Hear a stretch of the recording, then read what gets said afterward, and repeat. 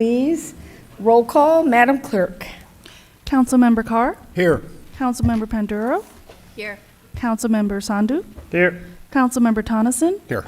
Councilmember Williams, Here. Vice Mayor Bertani, Here. and Mayor Moy. I'm here, thank you. And tonight, our invocation will be presented by Pastor O'Neill Young Jr. of Greater Purpose Church. Come on down. Yes, please, thank you.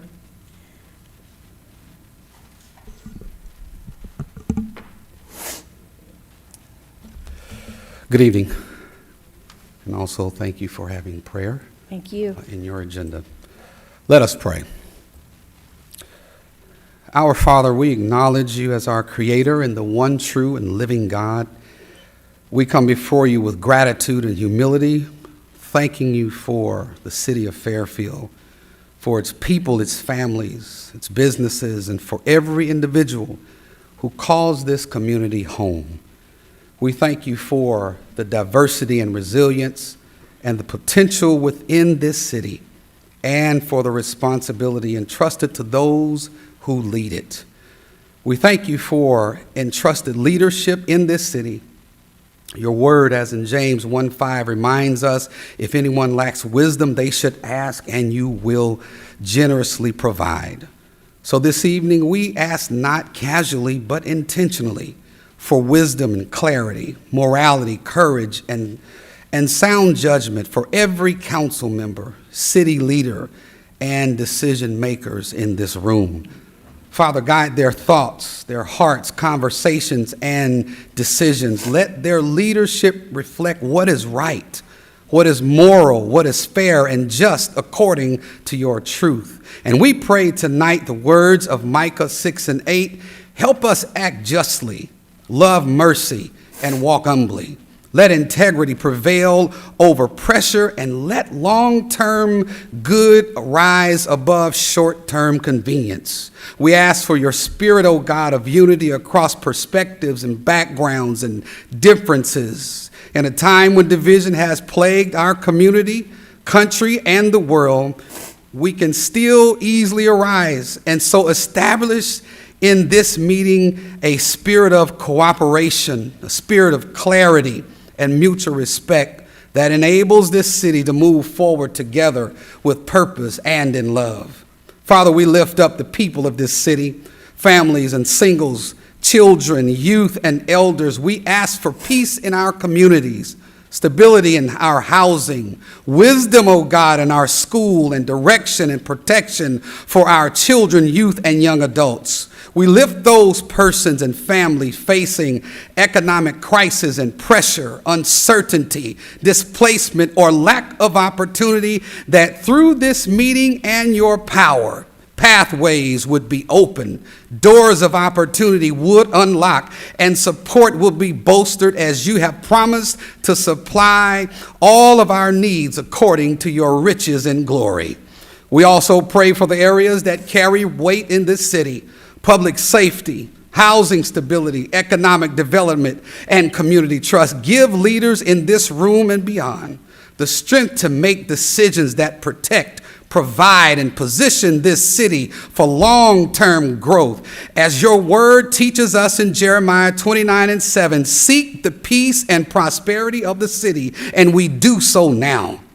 So we do not pray, God, in just a haphazard fashion, but for the city of Fairfield to be a place of safety, order, opportunity, and accountability, a place where people and families can grow, where young people can build a future, and where faith and leadership produce transformative outcomes. Now, God, surround this council with love, wisdom, honest counsel, and the ability to discern what is right and best for the people of Fairfield.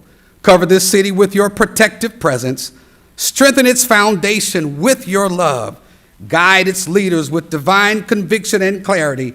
Establish peace in its neighborhood and purpose among its people. It is in the name of Jesus Christ our Lord we pray. And we all said, amen. Amen. Thank you, Pastor. Now I will ask that, let's see who's here. Councilwoman Pandura, would you lead us in the Pledge of Allegiance, please?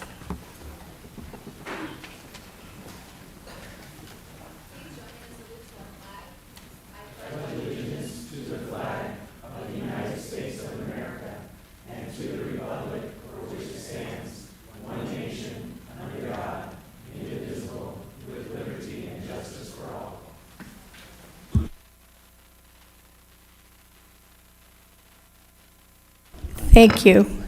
And now we will turn to council reports, and I'll start with Councilwoman Williams, please. Thank you. 24 years ago, the most amazing experience that changed the trajectory of my life. I would like to wish my son, Miles, a happy birthday. He's my Cinco de Mayo baby. And the reason why I am dedicating my city council report to him today is because A, I want to embarrass him, and then B, and just reflecting on that moment, it did change my life. And his birth was the catalyst of me being here today. As an infant, I remember writing him this letter that said that to live fearlessly and never hold back. And then I realized that I was not living fearlessly, and that I was holding back. And so I reset my life, thought about all the things that I wanted to do in my life, including going to law school, being a business owner, a community advocate, and even being on this dais. I had this vision of I had saw something surrounding City Council around that time and was thinking, that dais doesn't look like the community. What do I need to do to be there?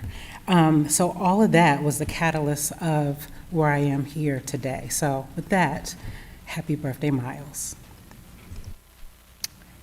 Thank you. Oh, thanks. I'll be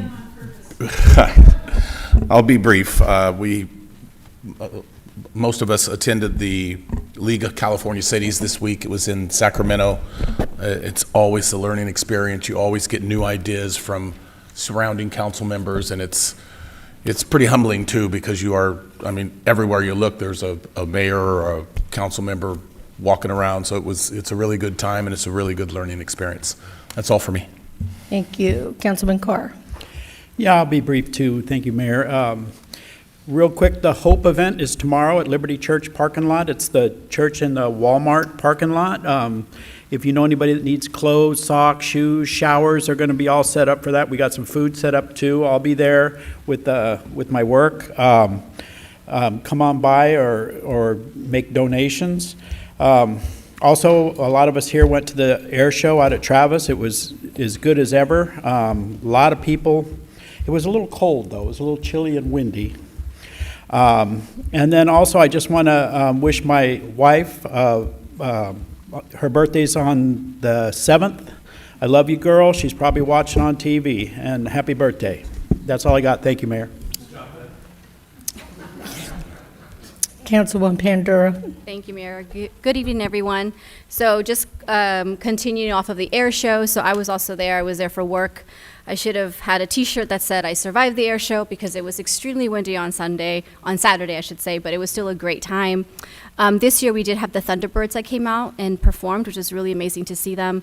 But specifically around that, I wanted to congratulate Fire Captain Francisco Trujillo for being recognized by the Air Force Thunderbirds as their hometown hero.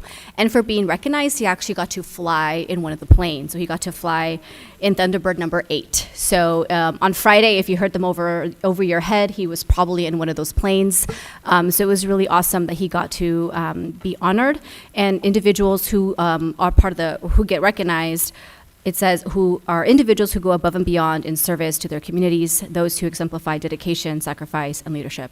So congratulations, and well deserved to Captain Trujillo.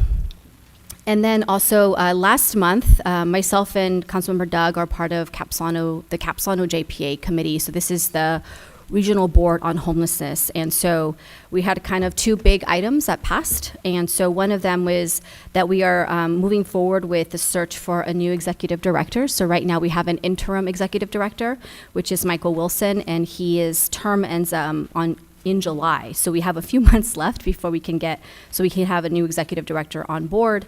With regards to other staff, so this is a group that started about 5 years ago, and so since then we've been working really hard as a region to get our staffing together. And so aside from a new executive director, we already have a homeless services director. We just hired a project manager, a staff analyst, and accounting clerk. So we are well on our way to be fully staffed. And so that's very exciting. The other item that we discussed and made a decision on was we had gone through an RFP for a coordinated entry system.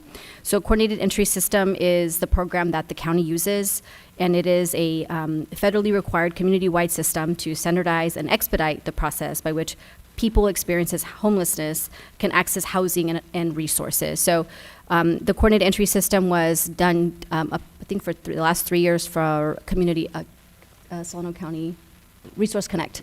Resource Connect. And so the new service provider is now going to be Abode. And so that was those two decisions that were made.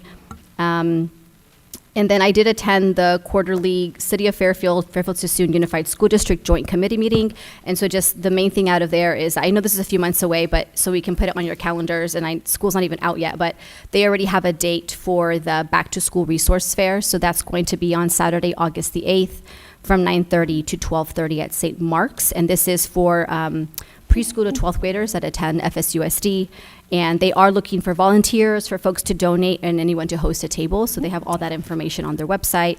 And they're also looking for sponsors. So any businesses out there that would be interested in sponsoring the resource fair, they also have sponsorship opportunities this year. And lastly, because some folks have said it, today is Cinco de Mayo. So happy Cinco de Mayo. And I just want to share that this day commemorates the Mexican Army's unexpected victory over French forces at the Battle of Puebla on May 5th, 1982, led by General Ignacio Zaragoza. While a significant symbol of resistance and patriotism, it's not Mexican Independence Day, but it is celebrated primarily in Puebla, Mexico, and widely across the U.S. as a celebration of Mexican-American culture and heritage. Thank you, Mayor. Thank you. Madam Vice Mayor? Thank you, Madam Mayor. Thank you, everyone, for coming out this evening. It's always a better meeting when you're here in the chamber with us and watching from home. So I just have a few announcements. The Clergy Action Network will be hosting the National Day of Prayer. That's Fairfield CAN, Clergy Action Network. That is this coming Thursday, May the 7th, from 12 to 1. So that will be the National Day of Prayer event. If the weather allows us, we will be having that event instead of inside the chamber, outside in the courtyard. And we're looking forward to this event. It just gets better and better every single year. And I can say, Pastor O'Neill Young, I hope you're coming on Thursday, because that was really a fantastic and powerful prayer. So thank you. And then I will be hosting the public table event. It's just a series of town hall meetings that I'm hosting all around the city. This week, it will be on May the 9th, this coming Saturday, at Mancus Neighborhood Center, which is at 2800 Owen Street. All are welcome and all are appreciated, and it truly is the public table.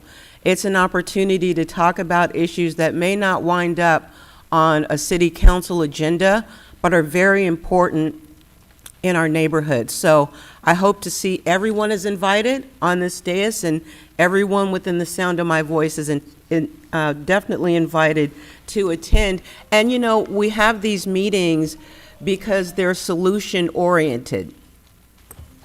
Solution-oriented.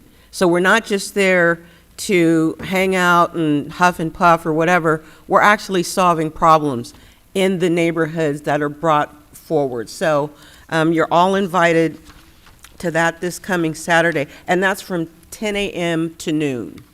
10 a.m. to noon. So everyone is welcome. And then I am really proud to say that the Clergy Action Network will be hosting our Juneteenth Festival this coming Juneteenth on the actual day. So that's on Friday, June 19th. It will begin at 4 o'clock. We're going to go from 4 to 7. It'll be at the county lawn, and we are looking forward to good weather. We'll have lots of food trucks, live entertainment, and just a good family fun event to celebrate and acknowledge this very important day in my history and your history as well, in the history of this country. So, and then lastly, the Clergy Action Network, along with the City of Fairfield, including our police officers, are hosting, or will be attending the Band of Believers of Solano County. It's the Unity in the Community event, and that's on Saturday, July 26th, from 5 to 7 p.m., once again, right here on the campus. And it's just another opportunity to network, to celebrate the power of prayer and unity. And it is just what the event is called, Unity in the Community. And with that, that is my report, Madam Mayor. Thank you. Thank you. And Councilman Sandu. Thank you, Madam Mayor. As mentioned a bit earlier, myself and a few others from the council had the privilege of attending the Cal Cities Conference in Sacramento. One point to highlight, we had the chance to go and speak with Assemblymember Wilson in her office, and one of the discussion points was really to thank her and the rest of the legislature in finally passing a state income tax credit for California for veterans, so they can claim up to $20,000. This has been something that we as a city and as a state have been advocating for a long time, to be more competitive with the rest of the country. And $20,000 isn't all of it, but it's a start. And it took, this item specifically in the legislature took years to get done. So it's a small win, and it was really nice to see that finally get done, especially for our community, which has so many veterans. And the second point was, I had a blast at the air show, and I'm sure a lot of other folks did too. So hopefully we'll have another one in about 2 years. Thank you, Mayor. Thank you. And I'm going to skip tonight. Yeah, I'll do that. So now, Mr. City Manager. Yeah, just one thing. This is Public Service Recognition Week, so I just want to take a moment and recognize certainly all of our city employees, council members. You are public servants as well. Public Service Recognition Week began in 1985 to recognize employees at the federal, state, and local level. Our hardworking folks here at the City of Fairfield keep the water running, keep the streets paved, keep our city safe. They respond to emergencies when we need them. They watch our checkbook and our finances. They ensure that our employees are taken care of. They provide recreation and park services for the community. The whole gamut of services that we do is because of the wonderful people we have here at the city. But I'd also like to give a shout out to some of our other partner agencies, Fairfield Sassoon Unified School District, Travis Unified School District, Fairfield Sassoon Sewer District, which the council is also the board of, as well as county supervisors, and some of our other partner agencies. All of those folks dedicate their careers to ensuring high quality of life here in Fairfield and Solano County. So I just want to recognize them all, and I know we have a little presentation here in a moment that Farbode will give. That's my report. Thank you. And Mr. City Attorney. Thank you, Madam Mayor. At your direction and at the direction of the council, I want to report out from closed session and give a little bit of background because this is a different one. So as the council and the public are aware, at the general session meeting of April 21st, 2026, the City Council took up a discussion and direction regarding the future state of landscape and lighting maintenance districts and assessment refunds. That discussion was held with a waiver of the attorney-client privilege in open session on April 21st, 2026. At that time, the council voted 6-1, with Councilmember Sandu voting no, to set the assessment rates for the upcoming 2026-2027 year for 8 LLMDs to the 1996 levels. The council then moved on to discussion of how much, if any, refunds to refund for those 8 districts, and those 8 districts are LLMDs 1, 3, 6, 7, 8, 11, 12, and 13. Council deadlocked at that meeting 3-2 to 2 over whether to pay a refund of 4 years, the difference of 4 years from the 1996 levels, a difference of 1 year from the 1996 levels, or to issue a full refund. At approximately 11:30 p.m., the council voted 7-0 unanimously to continue that matter at the next general session, which is tonight, May 5th, 2026, but also instructed the city attorney to set the matter for closed session, which normally would not be allowed for an open session, but because the attorney-client privilege had been waived, they chose to re-invoke their right to confidential attorney-client privileged conversations and set a closed session for today at 5 p.m. So if you're still following with me, at 5 p.m. the City Council met in closed session for this matter and had a discussion to just continue and see if they could break the deadlock on how much to issue for the refund. On a vote of 5-2 with a motion by Councilmember Tonneson, seconded by Councilmember Carr, on a motion to provide a refund difference of 4 years from the current levels minus the 1996 assessment levels. That motion passed 5 votes to 2, with Vice Mayor Bertani and Mayor Moy the 2 no votes. So to recap, on a continuation from the waiver of closed session item from April 21st, the council has indicated that they will assessments for the 2026-2027 LLMDs, the 8 that I mentioned, to 1996 levels, and for refunds for those 8 LLMDs, will set a refund to homeowners in those LLMDs for the difference of 4 years of the current assessed rate minus the 1996 rate. And just one last time, the LLMDs are 1, 3, 6, 7, 8, 11, 12, and 13. And that's my report. So to clarify, item M3, which is the continuation that he talked about, was completed in closed session. You just heard what happened. We had closed public comment, and so a majority of the city council wanted to do this in closed session, and that is what they did. And the result was what the city attorney just reported. So item M3, if you're here for it, it is no longer on. We're not going to hear anything. It was all done in closed session. And Madam Mayor, I apologize that the city manager made a good point. I want to clarify that the refund difference that the council authorized is going to be automatic. There's not going to be a need for any residents in those 8 LLMDs to submit any request for a refund. They will get the difference for 4 years of the current rates for those years minus the 1996 rate. Thank you. And so, yes.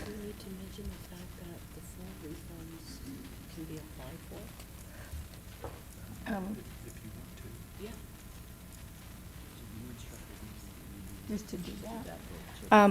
Okay, so I will report that if people have already applied, they will get the full refund for the 4 years, and that you can apply to get the full refund, but you'll automatically get the refund the majority of the council voted for. Okay? And the form is going to be simplified as well. It was very complicated, unnecessarily so. So the entire council asked that that happen. Okay? All right. So now, Madam Clerk, do you have any report? Yes, so we have some positions open.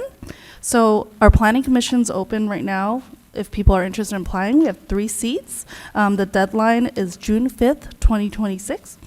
If you want to apply, please go to fairfield.ca.gov/apply.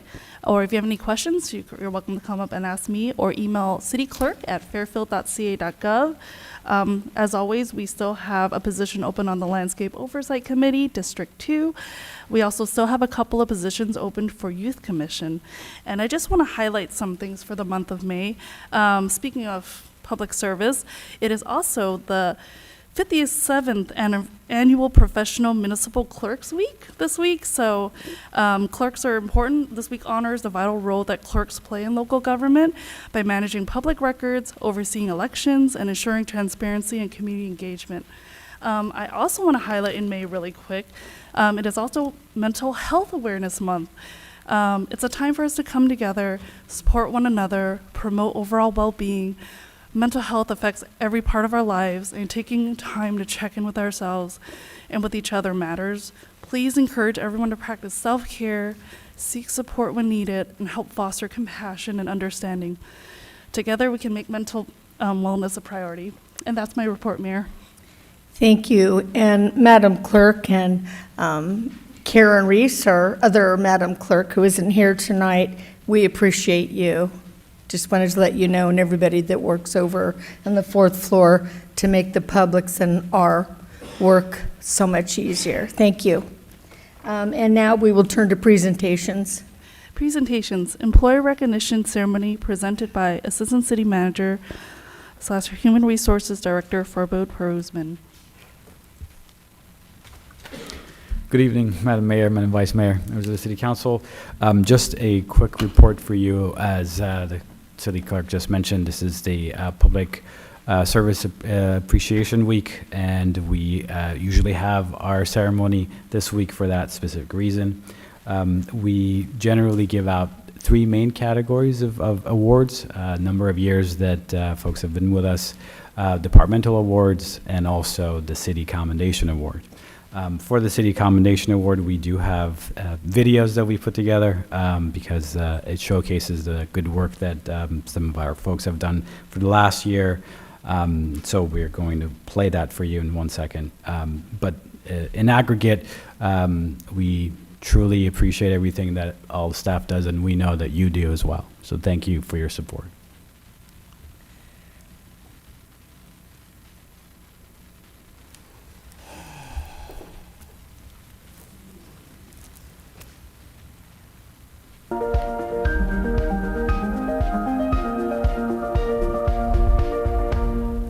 What stands out about Leonard for me is just his willingness to be helpful and be a team player.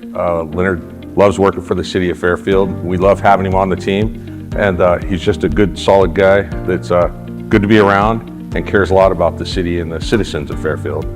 I nominated Leonard because for the last 3 years he's been the sole maintenance provider for Rockville Park and the open spaces, which combines about 1,300 acres. And he takes care of the maintenance of the parks as far as gate maintenance, the parking lots, litter removal, boardwalk repairs, gate and fence repairs. When he does that by himself, and he doesn't complain, and he's never said no to anything that I've asked him to do. So he's just a rock solid guy that I like having on our team. And I felt like he deserved to be recognized for his contributions to the city of Fairfield. Leonard makes the city a better place by being the person he is. He cares about the city of Fairfield, he cares about the citizens, and he cares about the job he does. We're proud to work with Leonard and have him on our team. I like working for the city of Fairfield. I work at Rockville Park, and I think that's kind of one of the hidden gems of the city of Fairfield a lot of people don't know about. I really enjoy working there every day because I think the pride in my job shows at Rockville. You know, we try to keep the place nice and clean for the visitors and safe for the visitors, for them to enjoy with their families. Hey.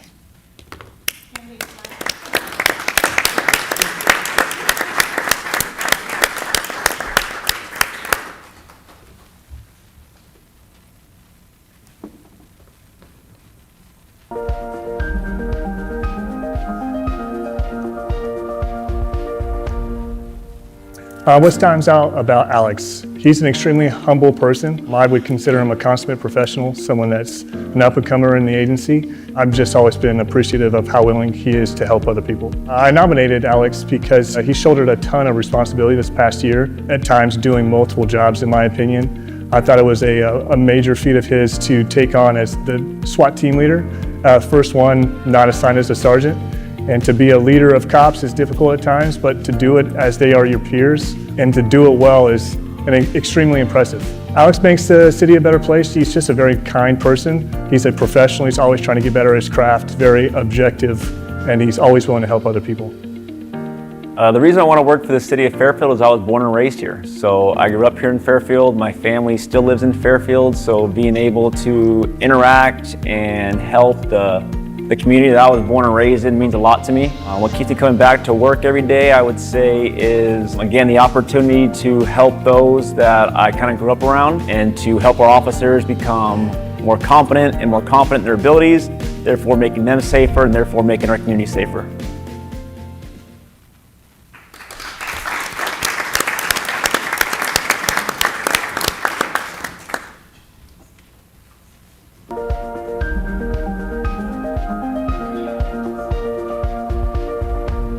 What stands out about Tish is just her welcoming demeanor, her positive attitude, how much pride she takes in her role with the city. She makes the city a better place just because of the pride she has with the campus. She talks about how lucky we are to work in such a beautiful location, and she just goes the extra step to maintain it, keep it clean, do her part. My nomination reflected the impact she has on the employees, on the campus, and even the ducks. And I appreciate that her peers and other employees value those same things and that she's receiving this award. I love working for the city because of the people. The bosses, my colleagues, the customers, I love the people.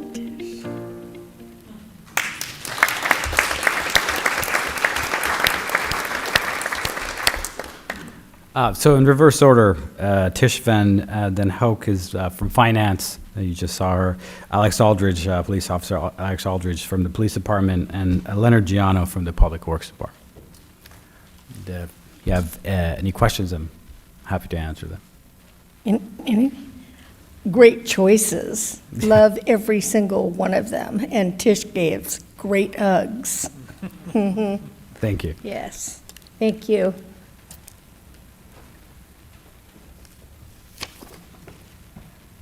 All right. Guess we're done there, huh? Okay, now we will go to public comments. Madam Clerk. Public comments. Persons wishing to address the City Council on subjects not on the agenda but within the jurisdiction of the Council may do so at this time. The Council cannot discuss or take action on matters not on the agenda for this meeting, but Council members may briefly respond to statements made or questions raised by the public, ask for clarification from staff, refer the matter to staff, request staff to report back to Council at a subsequent meeting, or place the matter on a future agenda. To speak on an item, please use the raise your hand feature or press *9 on your phone. Speakers are limited up to 3 minutes per item as determined by the mayor.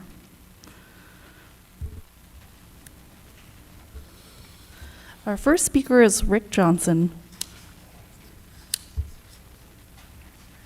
It's your lucky night, Rick. You get 3 minutes. Yeah. Review of the indebtedness for Vista Ridge. Did a deep dive into all the paperwork. The total loan principal, the City of Fairfield has entered into a secured financial agreement for a total of $22 million. There's some additional fees. Provided from the state Home Key Plus program according to the secured promissory note document. This amount is not forgiven partially every year, but is a fixed lien that remains 100% active against the property for the duration of the term of 55 years. Interest. Per section 2.3 of the development loan agreement, a debt carries a 3% annual simple interest rate. Accrual, not a payment. This interest is not paid out of the annual budget. Instead, it accrues to be added to the total balance owed. No interest forgiveness. The legal documents contain no language providing for the annual forgiveness or waiver of this interest. Financial growth. The result of the additional $660,000 of debt added to the ledger every year by the end of the 55-year program, the total liability, the principal plus accrued interest, will be $58,300,001. The 55-year balloon payment under Section 3 of the note, the entire principal together with all accrued and unpaid interest is due and payable on maturity date, which is 55 years from the anniversary of the agreement. There is no incremental forgiveness. Example, nothing like 1/55th of the amount every year. The city remains liable for the full non-depreciated amount until the final day of the 55th year.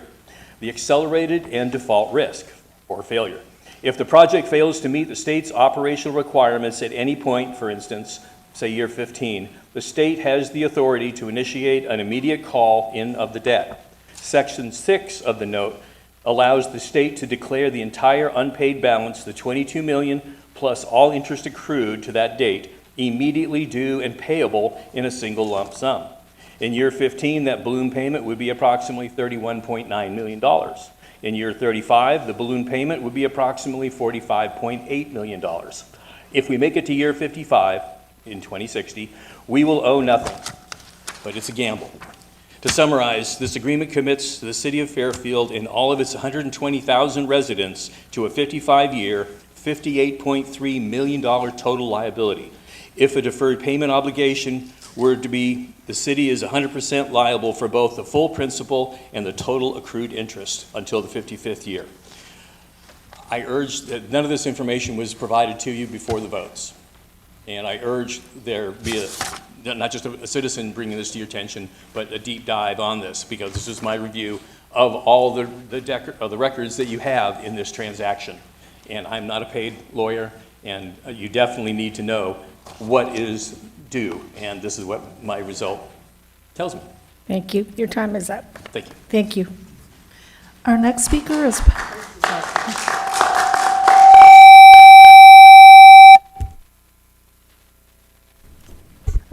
is Patrick Williams.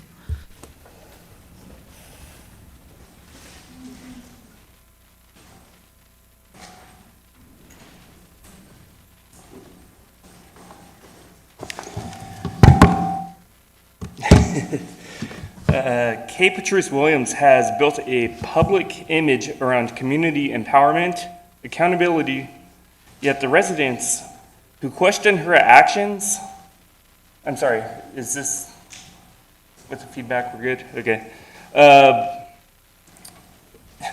He's going to check on it. Okay, should I? You want to just stop and Yeah. I'll restart? He's going to try to fix it. Sure. Our apologies. Yeah, you can just talk normally, it's an error. All right, cool. You reset that, please, Madam Clerk. Thank you. You can go ahead, sir. Thank you. Kay Patrice Williams has built a public image around community empowerment,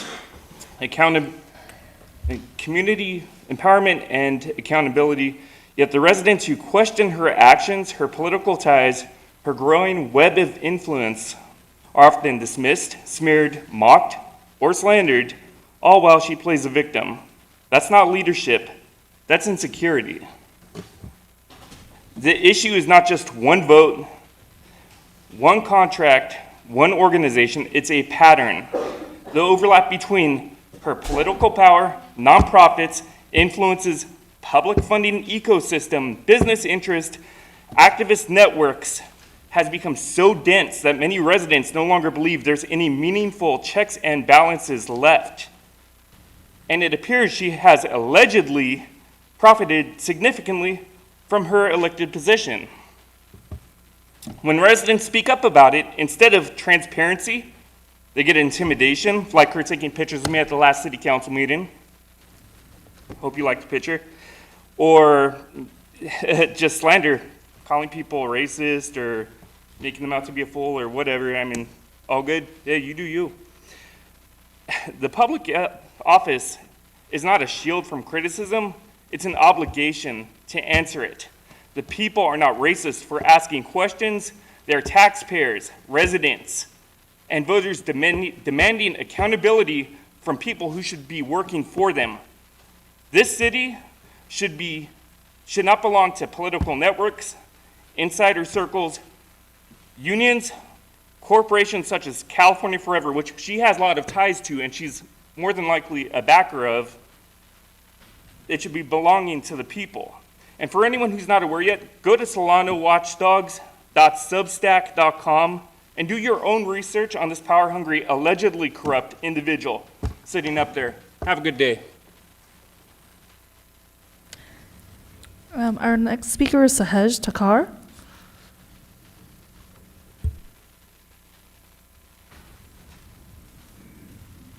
Hi. Good evening. You're okay, just speak. Good evening, Mayor Moy, Vice Mayor Bertani, and other members of the council. For some context, my name is Sahej Takar. I am a 8th grader at Green Valley Middle School. You may remember me as a member of the Youth Commission. You may remember the public comment given by my colleague Daniel Gonzalez at the April 7th meeting. You can keep going. Yeah, you may remember the public comment given by my colleague Daniel Gonzalez at the April 7th meeting. This was regarding the tobacco retail license resolution that the commission is planning to pass.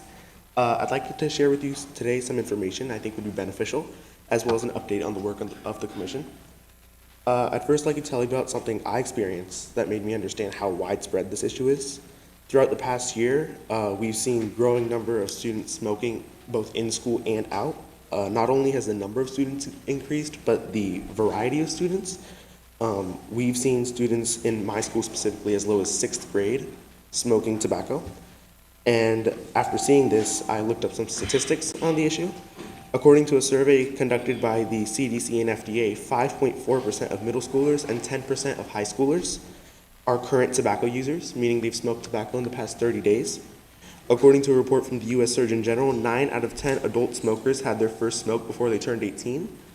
And note that these are just the ones who admit to smoking. The number is most likely far higher.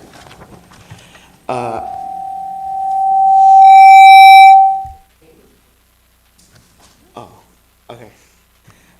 I'd now like to tell you a bit about what the Commission's doing about this. The Commission's currently in the process of creating an ad hoc subcommittee tasked with drafting the resolution that we've already talked about. This resolution largely aligns with the work the city is already undertaking regarding the use of tobacco.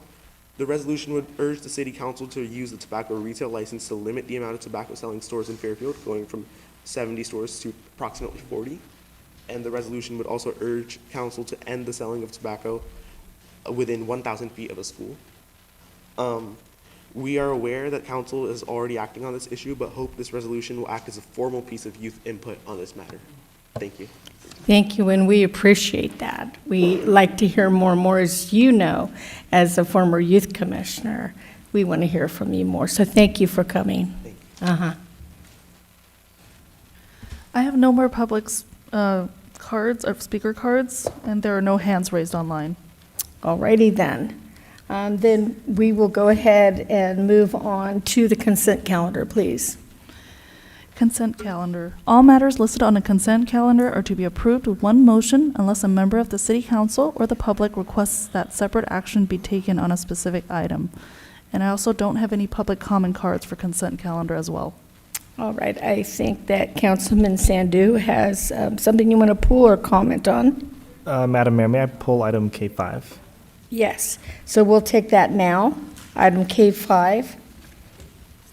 Item K5, Resolution 2026-71, authorizing the city manager to execute Amendment Number 2 to the Professional Services Agreement between the City of Fairfield and Bennett Engineering Services, Inc., National Environmental Policy Act clearance for the Markley Lane Reconnection Project. And our presenter is Public Works Director Sanjay. Good evening, sir. Just a couple of questions for you. Could you reiterate to me what is the status of this project now, given this influx of funding? Where does it put it now? So currently we completed a preliminary survey work for the project, for the preliminary design. And after this is completed, the next step would be really approaching the landowners there to actually how much land we need for the project. And at the same time, we'll be conducting the environmental study for this project. So that's where we are. And this particular staff report actually brought to you because we received the $850,000 federal funding. So now we have to complete a NEPA study. The CEQA was already afforded earlier through the funding from the council before, but because of the additional federal funding, we're going to complete this NEPA as well. Got it. Thank you. Do you have a timeline on roughly how long it might take to complete that study? The environmental study itself probably 6 to 8 months will take, but if a property acquisition that we don't know how long, it will depends on how we can negotiate with the property owners, so that could add some more time. And that part of the project will commence following the completion of the second study? Yeah. Got it. Thank you.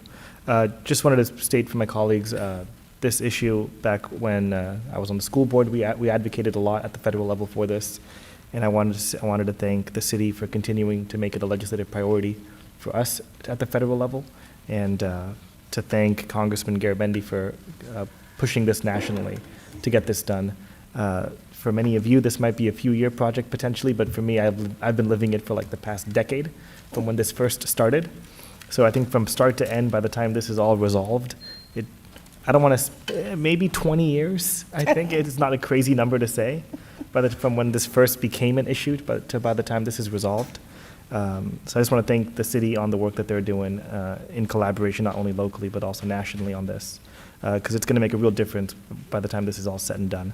So thank you for the clarification. Okay, thank you. And any other comments on this? I will make a comment as well that our colleagues here have been really good about looking for money, taking it from other sources. Our colleagues and the whole STA board has been engaged. And so it's been at all different levels, and then our city manager as well. STA's lobbied, and then I believe the Travis School Board has done that as well. And this is going to take a heavy lift for a while, but I also want to make the point that it's clear, I've spoken with both our fire chief and police, that it is inaccurate to say that there's no way for people to get in and out in an emergency. And in fact, it's by law, there has to be a plan, and the school district itself has that plan that the fire district our fire department worked with them to get it done. So they do have safe and in and out there. And I just want to make that clear so nobody is overly concerned about that. Of course, it'll be slow. It's always slow, as we know from the fires around here, that it's slow to get in and out. But the plans are in place, and I think everybody should know that. All right. So I'll entertain a motion then to go ahead and approve this. So moved. And I'll second that. All in favor? Aye. And that was unanimous. Thank you very much. Now we'll go back to the rest of the consent. I will entertain a motion for that. So moved. Second. All right. All in favor? Aye. Aye. Okay, that was unanimous. Thank you very much. And now we are going to move on to new business, please. Are we doing public hearing first? Sorry, just making hearing. sure. Oh, sorry. Sorry. Yes, sorry. I'm so sorry. Yes, we're going to have a public hearing. Okay, public hearings, Resolution 2026-72, approving the fiscal year 2026-2027 Community Development Block Grant Annual Action Plan. And our presenter is Maisha Garnett. Good evening, Mayor, Vice Mayor, and City Council members. I'm Maisha Garnett. I'm an analyst in the Housing Services Department. Today, we request to hold a public hearing, and we bring forth one resolution for approval of the CDBG Fiscal Year 2026-2027 Community Development Annual Action Plan. Each year, the city receives CDBG program funds from HUD, and each year, these resources are allocated through the city's annual action plan. The annual action plan is essentially our plan to discuss with HUD and the community what our approach is towards the strategic plan for the upcoming fiscal year. The goal of the CDBG program is to create viable communities by providing decent housing, suitable living environments, and expanded economic opportunities with a focus on benefiting low and moderate income households. Fiscal year 26-27 is the 5th year of the consolidated plan. If you recall, when we did our con plan, we chose to do a 2-year, 3-year cycle. So this year, we did not accept any new applications for CDBG funding. What we did do was monitor those currently receiving funding to ensure that their programs are still in compliance with all of our funding requirements. We also met with our CDBG Advisory Committee, who reviewed our current subrecipients. They also reviewed our funding recommendations. We made all of the information available to the public for review as a part of our citizen participation plan process. The strategic plan portion of the consolidated plan was approved by council in October of 2021. 4 priority needs categories were established. They include public services with a focus on homelessness, youth, and special needs populations.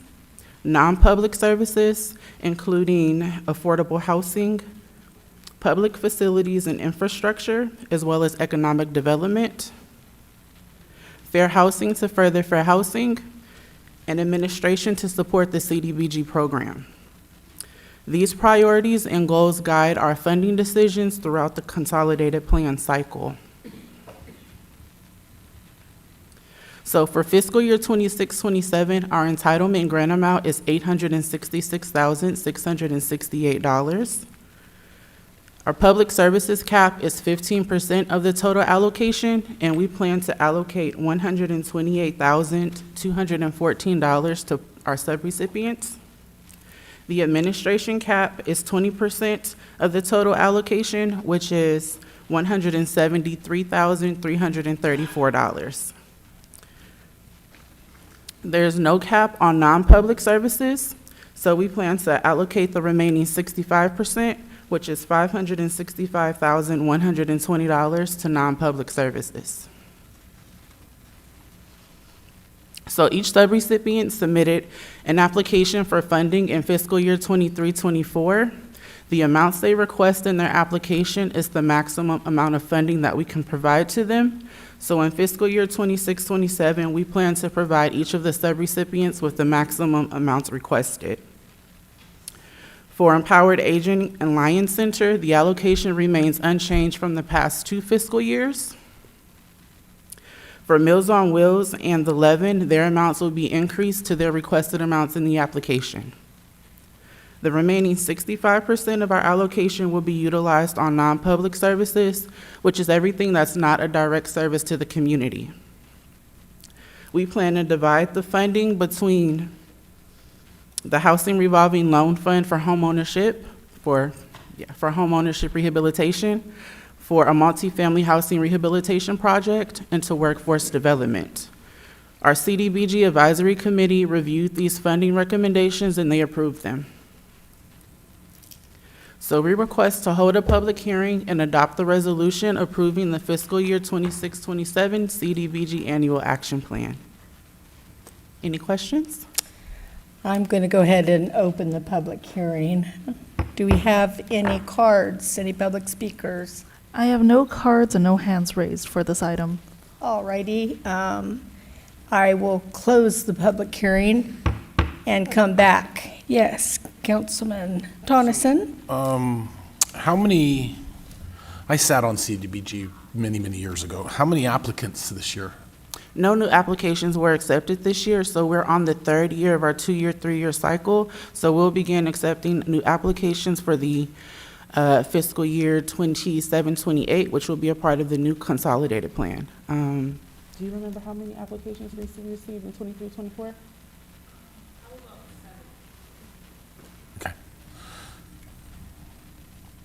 Okay, good. Good job. Good presentation. Thank you. Any other questions? Yes, Madam Vice Mayor. Good presentation, thank you. And when will the new applications be pushed out into the community and how? So we're currently, excuse me, we're currently in the outreach process. So our current 5-year consolidated plan will end in fiscal year 27. So we're working on the outreach for the 27 to 2020 to 2032 consolidated plan. So our community needs survey is available now. It's live and will remain live through July 15th. Later on during the year, we'll be holding capacity building workshops for those interested in applying. We'll be informing them on what the application process will entail and what the program eligibility requirements will be. So those workshops will be upcoming later this summer and into the fall. And then when will applications be available, or have you not decided that yet? There isn't a concrete date, but those applications should be available in the fall.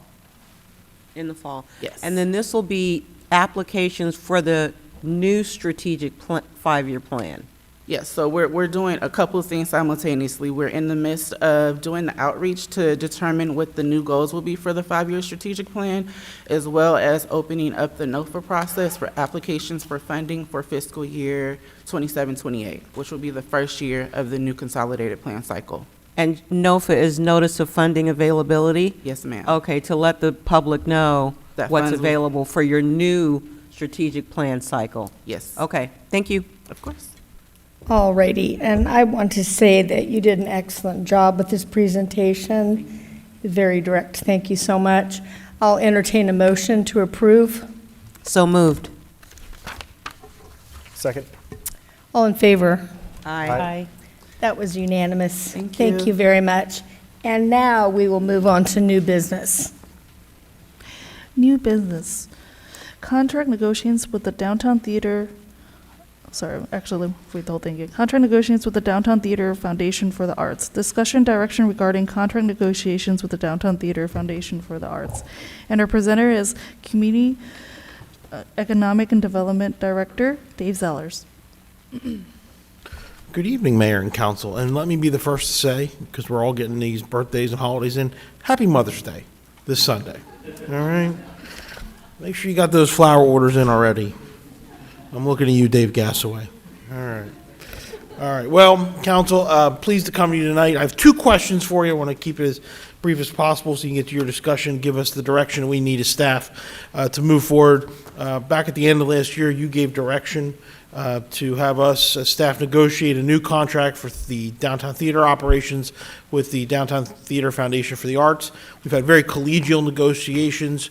Included in your packet was a letter that we sent them after our most recent session that detailed where we've come to agreement on some new terms and conditions, again, based on the expectations that this council has laid out prior for a more robust oversight of the operations of the theater and in under a new contract. So, as I said, 2 questions to resolve. Question number 1, your prior direction was to have a 2-year contract in our negotiations. DTFA has asked us to consider a longer term than those 2 years. As staff, I recognize the value in a longer contract.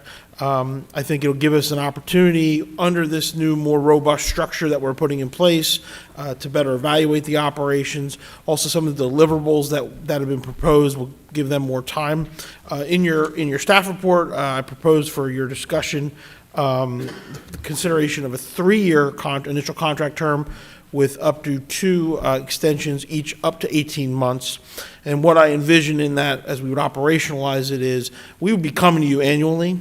I want to make sure that as we come to you and report out on the performance and what's going on, that we are able to, if we need to do a new RFP at your direction, we can ensure there's still time on the contract so that if another provider was selected, there'd be an opportunity for an orderly transition.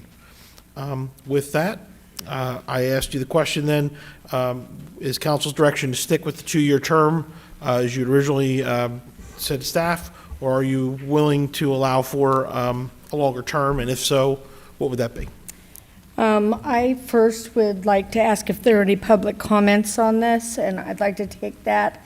And if there's anybody from the Downtown Theater Foundation who would like to speak. I don't have any public comment cards, nor do I have any hands raised online. All righty. So yes, Councilman Tonneson. So I was pushing for a 2-year, but I had conversations with you, and I would be happy with a 3-year, with a 2-year, 18-month options, as long as there's measurables in there, and like what we've discussed today, we want to give them time. We want to be true partners in the community. So I, for one, would be good with 3 years, 2 18-month options. Do you need a hard vote, or do you want direction? I'll take direction. Just direction? All right. Well, I'm going to, just a second, ask the manager of the theater to come down, and I just want to ask you, because none of us are theater experts up here, I'd like to know if a 3-year with 18 months puts a crimp in your style, if we will, as far as your seasons and making sure that it rolls appropriately. Is that something, does a 3-year work for you with an 18-month, 2 18-month extensions? It does. We operate on about a 5-year schedule, so that gives us time for, and the foundation feels confident that in 3 years, there will be no question on an extension with the direction we're going. That gives us, the venue books about 12 to 18 months out. That helps me a lot. Thank you for So that answering helps, that. Okay, so I will concur with Councilman Tonneson. Oh, and Councilwoman Williams has a question. Thank you. So I pushed for and agreed with a 2-year contract. There were things that I was concerned about surrounding alcohol license and reporting. There were just some operational things that I was concerned with. I guess it's more of a question for you versus you, Day. But there were a bunch of things that I was very, very concerned about. Have those issues been that we brought up at that last meeting? Have those items been addressed? If not fully addressed, in the process of being addressed through the new contract. I want to mention, or I want to respond, since you mentioned the alcohol license issue. So we've done some research on this. A nonprofit like DTFA has the option to use daily licenses from the California ABC, which is what they do. And actually this evening I signed a handful of forms for them. When they apply for those, they have to get the signature of the property owner, in this case us, the city. They also get the signature of our police department to get approval before they can take that form to the state. And they take it to the regional ABC office to get approval, and those are one-time licenses. And they're very common for nonprofits to have events because a nonprofit wouldn't need a license in the same way a restaurant would, right? So we have a process in place, and actually earlier today,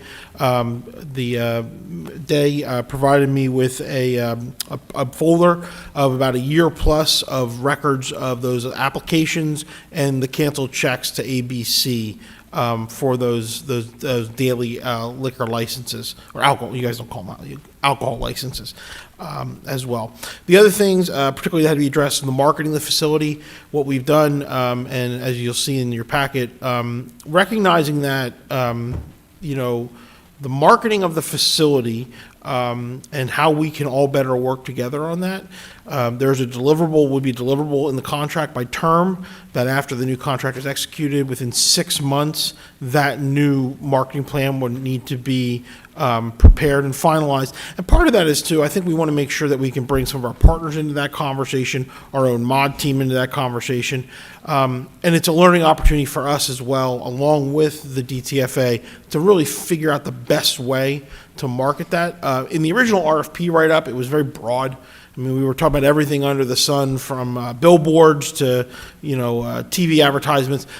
Financially speaking, that is not possible, right? We as a city couldn't afford that on our own.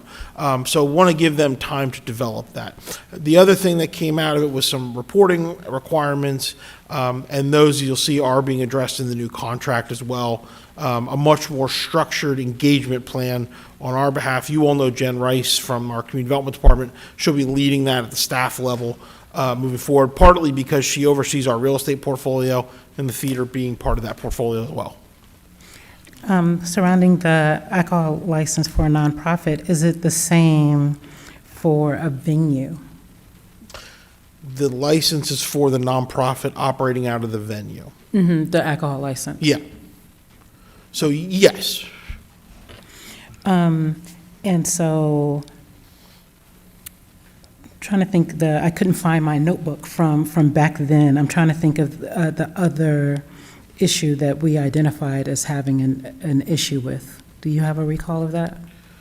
Not specifically, but again, as I think we've tried to address as much as possible in the negotiations, and again, it's been very collegial, these negotiations. In the staff report, I included my most recent correspondence with the DTFA, and where we've put some of these new terms in for oversight and compliance. My colleague just gave me recall. Us being on the board of directors, someone from the city. That's my next question for you. So as soon as I get an answer to this one, we'll roll to that question. Yeah. So for me, I really feel like 2 years, I really appreciate working together very closely over the last 6 months of what have you. But for me, I would absolutely want to stick with the 2-year contract.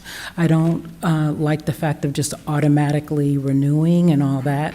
I just feel like there was enough pause at the time that 2-year is sufficient to really show good faith for a good time, not just, hey, I'm back on track for the moment, and now there's hard to be able to reset again. I think 2 years fair to hit that mark. Really have this body of 2 years body of work, reporting, marketing. How did that go? How are we communicating with other people that want to engage? It just gives us a better body of work, is my opinion. Thank you. So we have two of us that are okay with the 3 and 18 months. For the rest of you, did you have something to say, Councilman? I had a question, Madam Mayor. Yes, go ahead. In regards to the extension timeline, how did we determine 18 versus 12? Can you repeat the reasoning behind that? Sure. So, two things. One, through the negotiations, understanding better kind of how their seasons operate and their bookings operate. Secondly, based on the city's experience with the golf courses and the transition that the city went through there, it was before my time. I guess some of that was right around the time I came on board. But there were bookings for those facilities that went out beyond, and that was about the length that some of those went beyond. So operationally, what I would envision is, again, we're going to come back to you every year on this, whether it's at the retreat or in a council session, to report out on what's going on. And as we get closer to that first point, I'm going to ask you, based on what I've reported to you, do you want me to issue an RFP or not? And you're going to give me that direction at that time. Two things also, of course, we always have boilerplate language in our contract that we can make a change if we need to based on funding or other things. Secondarily, on those extensions, again, you would have the option to say, well, we don't want to go full 18 months there, maybe we'll go 12 months at that point. This is really about putting something in place for the contract to set those expectations. And again, I think allow opportunities on both sides to evaluate and see where this can go with the new expectations that the council's laid out through the process. If I can follow up on that, would it make more sense to then have, for example, two 18-month contracts first, and then the 2 18-month extensions tied on, versus doing three 12-month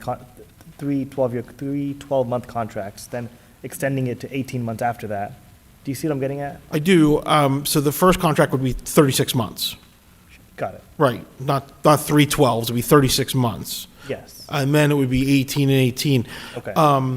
And I would say, you know, part of it too is, and again, want to be mindful of, if we need to do another RFP, which again, you'll direct us to do, you know, learning from the one we just did, it was about a 6-7 month process, right? So we would get into that once we get into that, and then allowing for, we have to plan for a transition, whether or not one happens through that process. I don't want to prejudge, obviously that's a future date and time to be determined.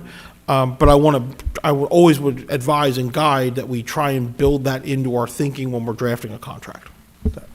One quick clarification, because Councilmember Sandu, what I heard you say is 3 12-month contracts. Which is 36 months. It's 36 months. What Mr. Zelders was referring to was that it, as he said, it'd be a 36-month contract. What he was saying on annually is one of the things the council also asked for was for more frequent reports on the performance of the DTFA. And so that's where annually there's going to be a report back to this body on the performance under the contract. And so when he was saying annually, that's what he was referring to. Got it. So would it be fair to say operationally the theater operates more of on an 18-month cycle versus a 12-month cycle? I think Ms. Spearing essentially confirmed that in her Okay. comments earlier, yeah. Thank you.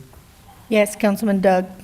Yeah, I'm okay with the recommendations of 3 years. I just am going to be firm on the 1-year reporting. I think that has to, the annual report in detail is a very important thing to bring to council. Thank you. Councilwoman Panduro. Yeah, I'll second that. Okay, and so do we want to make a formal vote then? You got a second on it? All in favor? Aye. Aye. And Aye. Oh, I'm sorry. Did you want to say something, Madam Vice Mayor? I just wanted to say I cut you that right I'm off. encouraged by the communication.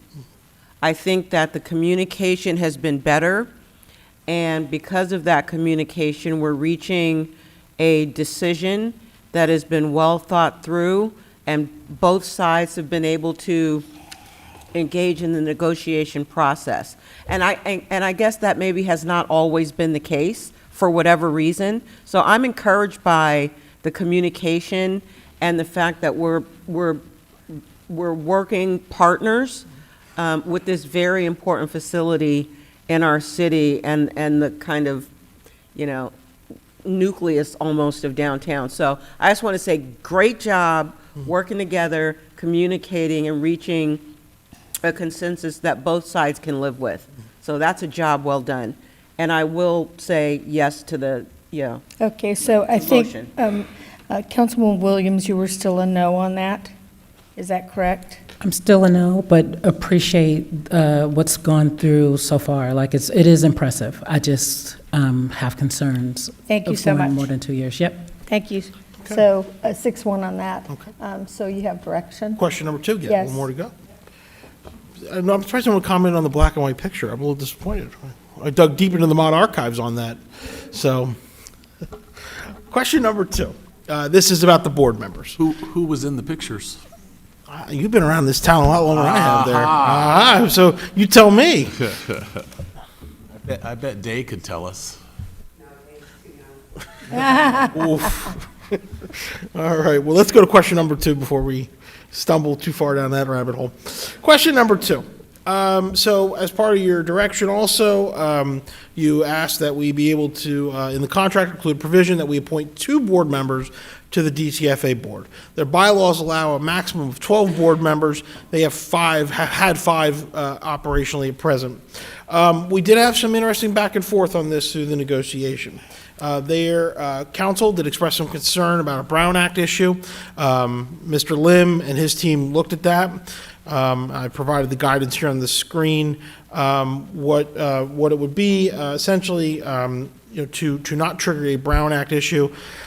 Council would not want to appoint one of yourselves to the board, and you would not want to appoint someone to the board that you've appointed to another city entity, so the Planning Commission, for example. But you could appoint staff, or you could appoint members of the public. So with that, however, also through the conversation, DTFA has been understanding, appreciate our position on this. What I have for you is a concept that I've seen work in other cases for your discussion and direction. In my prior work, there was a nonprofit organization that oversaw tourism in the county where I was. They were independent from our county government, but our county commissioners appointed all their board members since they got the hotel tax. What they did, again, in a collegial way, that organization's board would recommend folks, not nominate, but recommend folks for the county commissioners to meet with and consider for appointment to that board. Commissioners could obviously choose to go a different way if they wanted to, but at least it was a collegial engagement. Obviously, as you can imagine, in that case, in the tourism community, as much in this case in the arts and culture community, you know, the DTFA may have some names and know some folks who you may yourselves know, or maybe you don't know, but have some interest, one, in seeing the facility prosper and thrive, and two, you know, have some important knowledge that would benefit the board and all our shared hopes for the facility moving forward. The provision would not require you to accept who they were necessarily recommending you interview, but it's a collegial way to engage, and hopefully it does lead to some good appointees to the board through that process. Councilman Tonneson.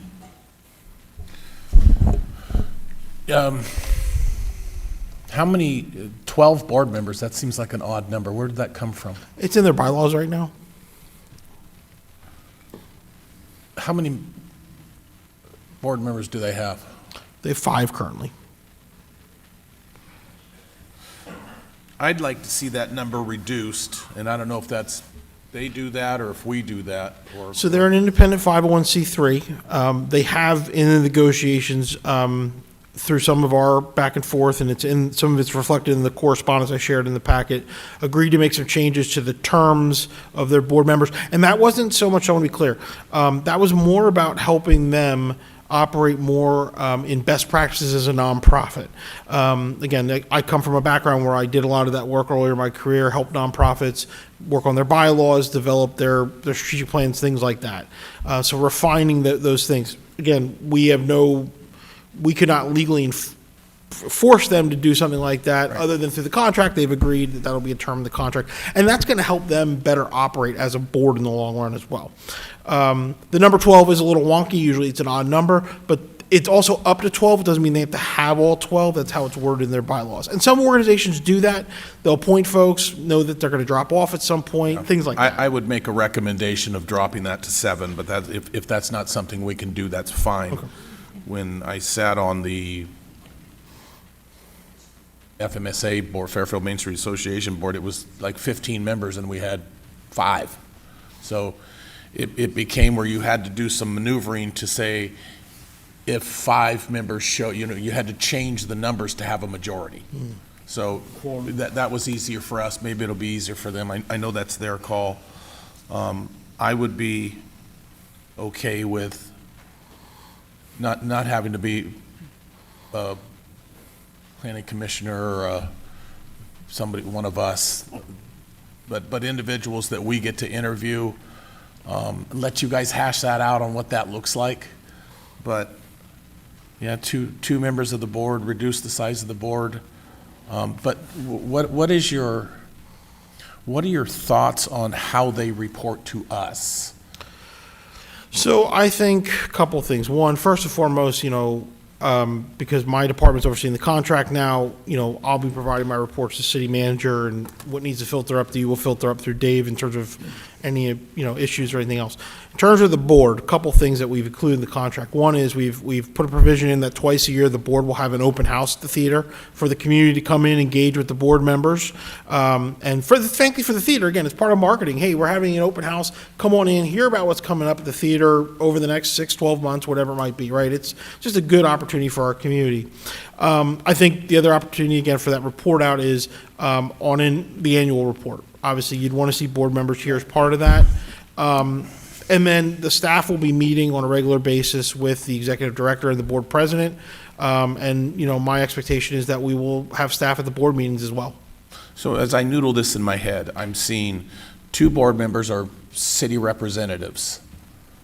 How would they report differently to us than the board would report to us? Or is it just 2 people that we appoint? Because all board members are going to have the same access to us. It's not going to be something. Yeah. So, and this is where I think we're threading a needle here very delicately. Yes. again, it is an independent 501c3. The board members, and it was pointed out in negotiations, I think fairly by the council for DTFA, those board members have a fidelity to the board which they are appointed, not who appointed them to the board. However, I think ultimately what guides us there, and it goes back to, you know, something that we've talked about before. I may have it on my last slide.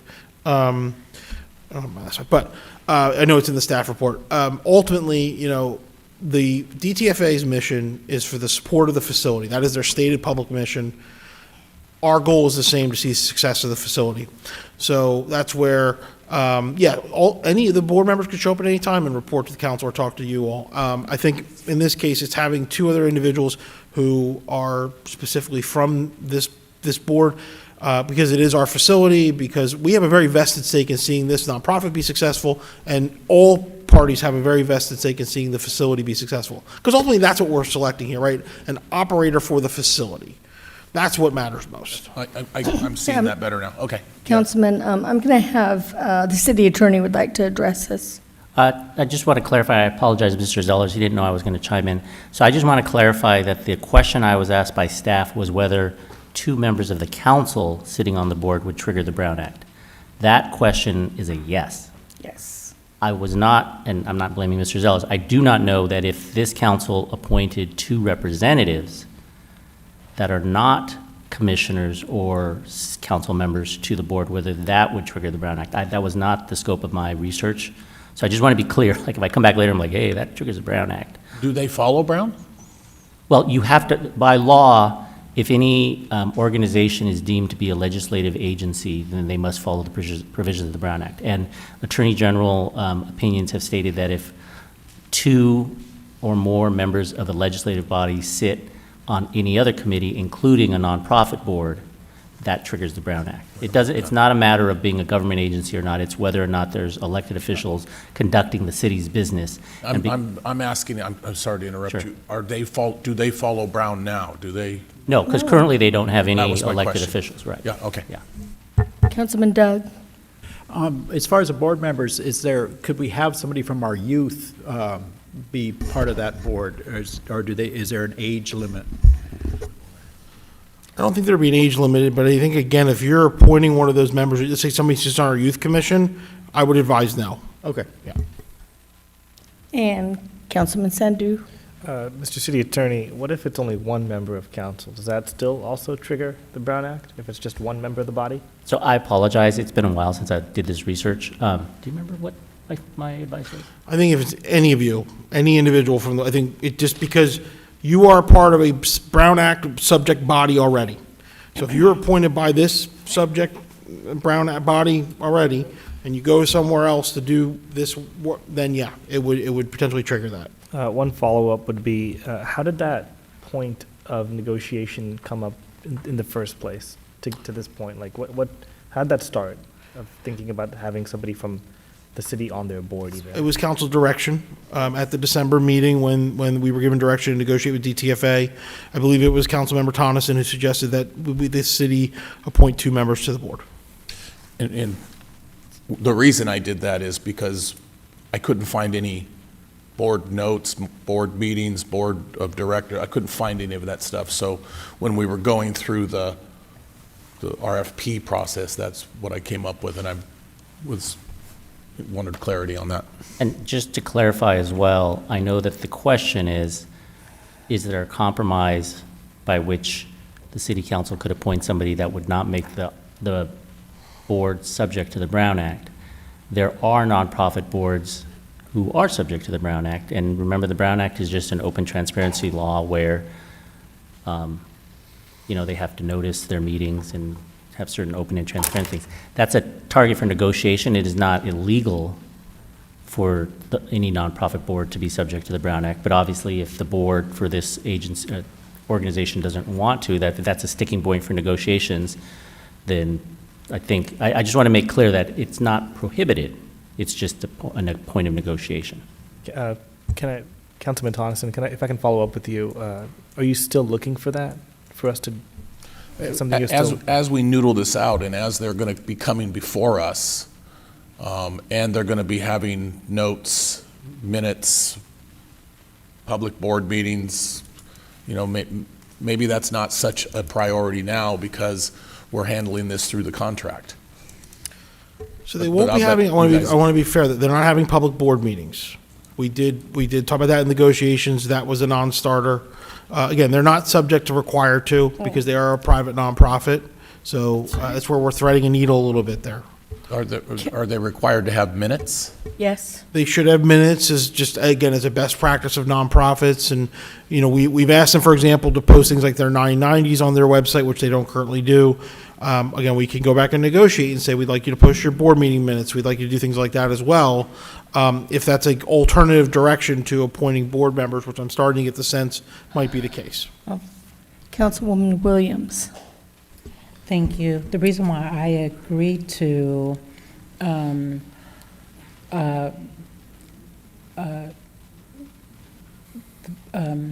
putting people on their board is, and just reading through their paperwork and documentation, and just hearing some of the public comments and hearing community comments, that this was just an amazing organization, but operationally, there were some struggles. I kind of saw that as giving us visibility and also giving them support in, you know, having maybe a different breadth of knowledge, operational knowledge, maybe not specific to theater.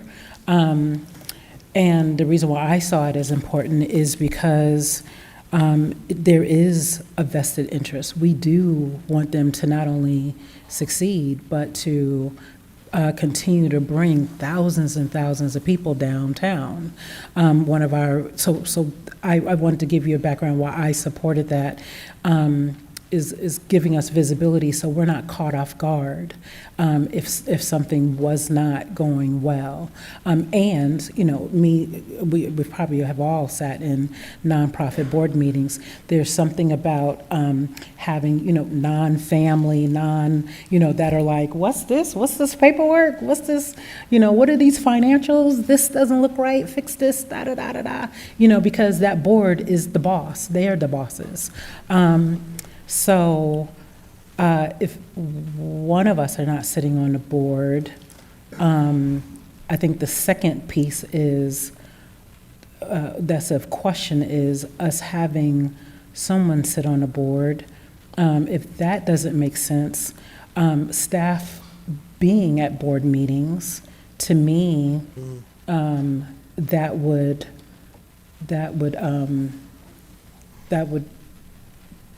give me the give us, in my mind, the exposure that would make me feel super comfortable.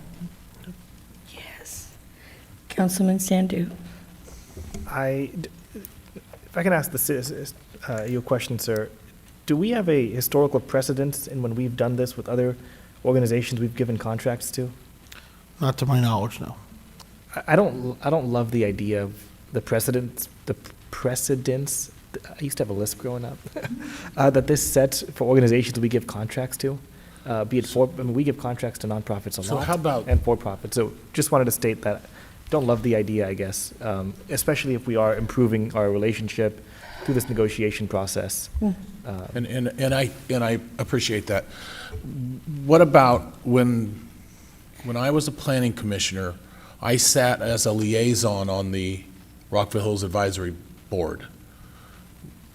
Would something like that be more palatable because that wouldn't follow Brown or anything, because you're not, as a liaison, I wasn't a voting member. I just went to all the board meetings. So I Oh, think but it that- was public meetings. Yeah, I think that's what Dave's trying to say is, you know, what they've agreed to is that there's likely going to be city staff attending those meetings, as opposed to the council appointing people. They will submit names that you could still interview, right? I mean, I think that's the sort of the middle ground where they're willing to work with us on that. It's just not exactly as the way that the council previously expressed that specific direction to staff. So before we just come back to you with something that's a slight tweak, a little bit different than what you specifically asked for, we wanted to just come and get direction.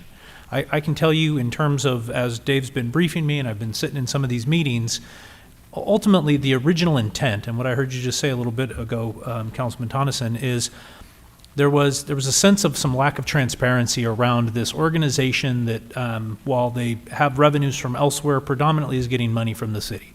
And that was the concern at the time. I think through the contract provisions that we have agreed to in our negotiations, as well as this fix, right, this kind of meaty middle ground here that's been negotiated, there's a lot more eyes. There's a lot more availability of us to see information, to understand how they are operating as a nonprofit with the, their predominant funding source coming from And I agree with that, and taxpayers. I agree with you, Councilmember Sandu. I think that's, there's more teeth in this now. I'm happy with where we are, and I, in my time, was executive director of 2 nonprofits. By law, they have to show their 990s to anybody who comes and knocks on their door. Those are their taxes, their tax returns, to show how much they brought in, so on. That's all public record by law. And the same thing with their minutes. They must keep a binder of them, and they must be available to the public according to state law, and I think federal law, but for sure state law. Because I'm sure others who've sat on nonprofits understand this. So those are things that anybody can go look at. And so I just wanted to bring that. And I'm happy with where we are, and also with not having any of us or anybody that we appoint from any of our commissions. I think that's a big no-no, yeah. We don't want to trigger that. This is a 501c3, and I appreciate what they've given in these negotiations. And if I can just counter that, I agree with you, but that information wasn't accessible.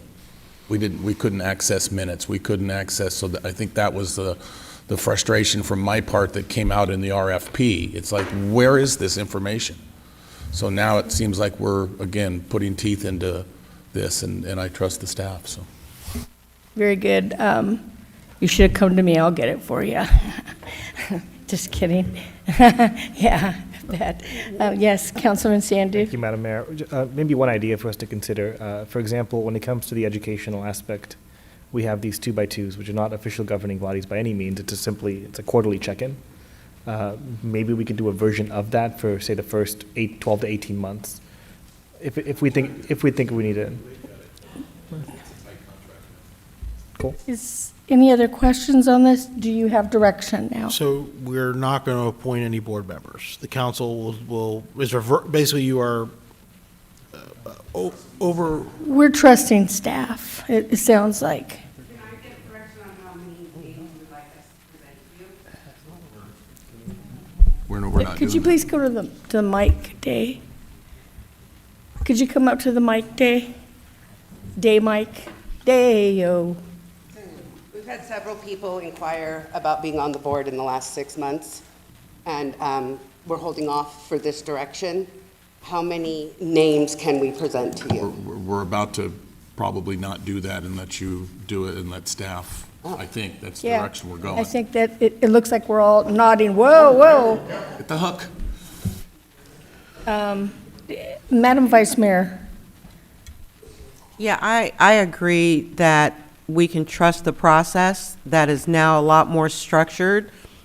And just to the extent that this documentation can be posted on a website for public consumption, that just really makes it easy for anybody who's interested, including any of us, to just hit the link, just like for city council meetings and everything else. So, but I trust this process. It sounds like it's been robust, transparent, and a good negotiation where both sides can maybe not have everything, but both sides can live with what we have decided on, and that's the art of a great negotiation. So I think that makes sense. Okay. Councilwoman. And to do away with the appointing the board Yeah. people.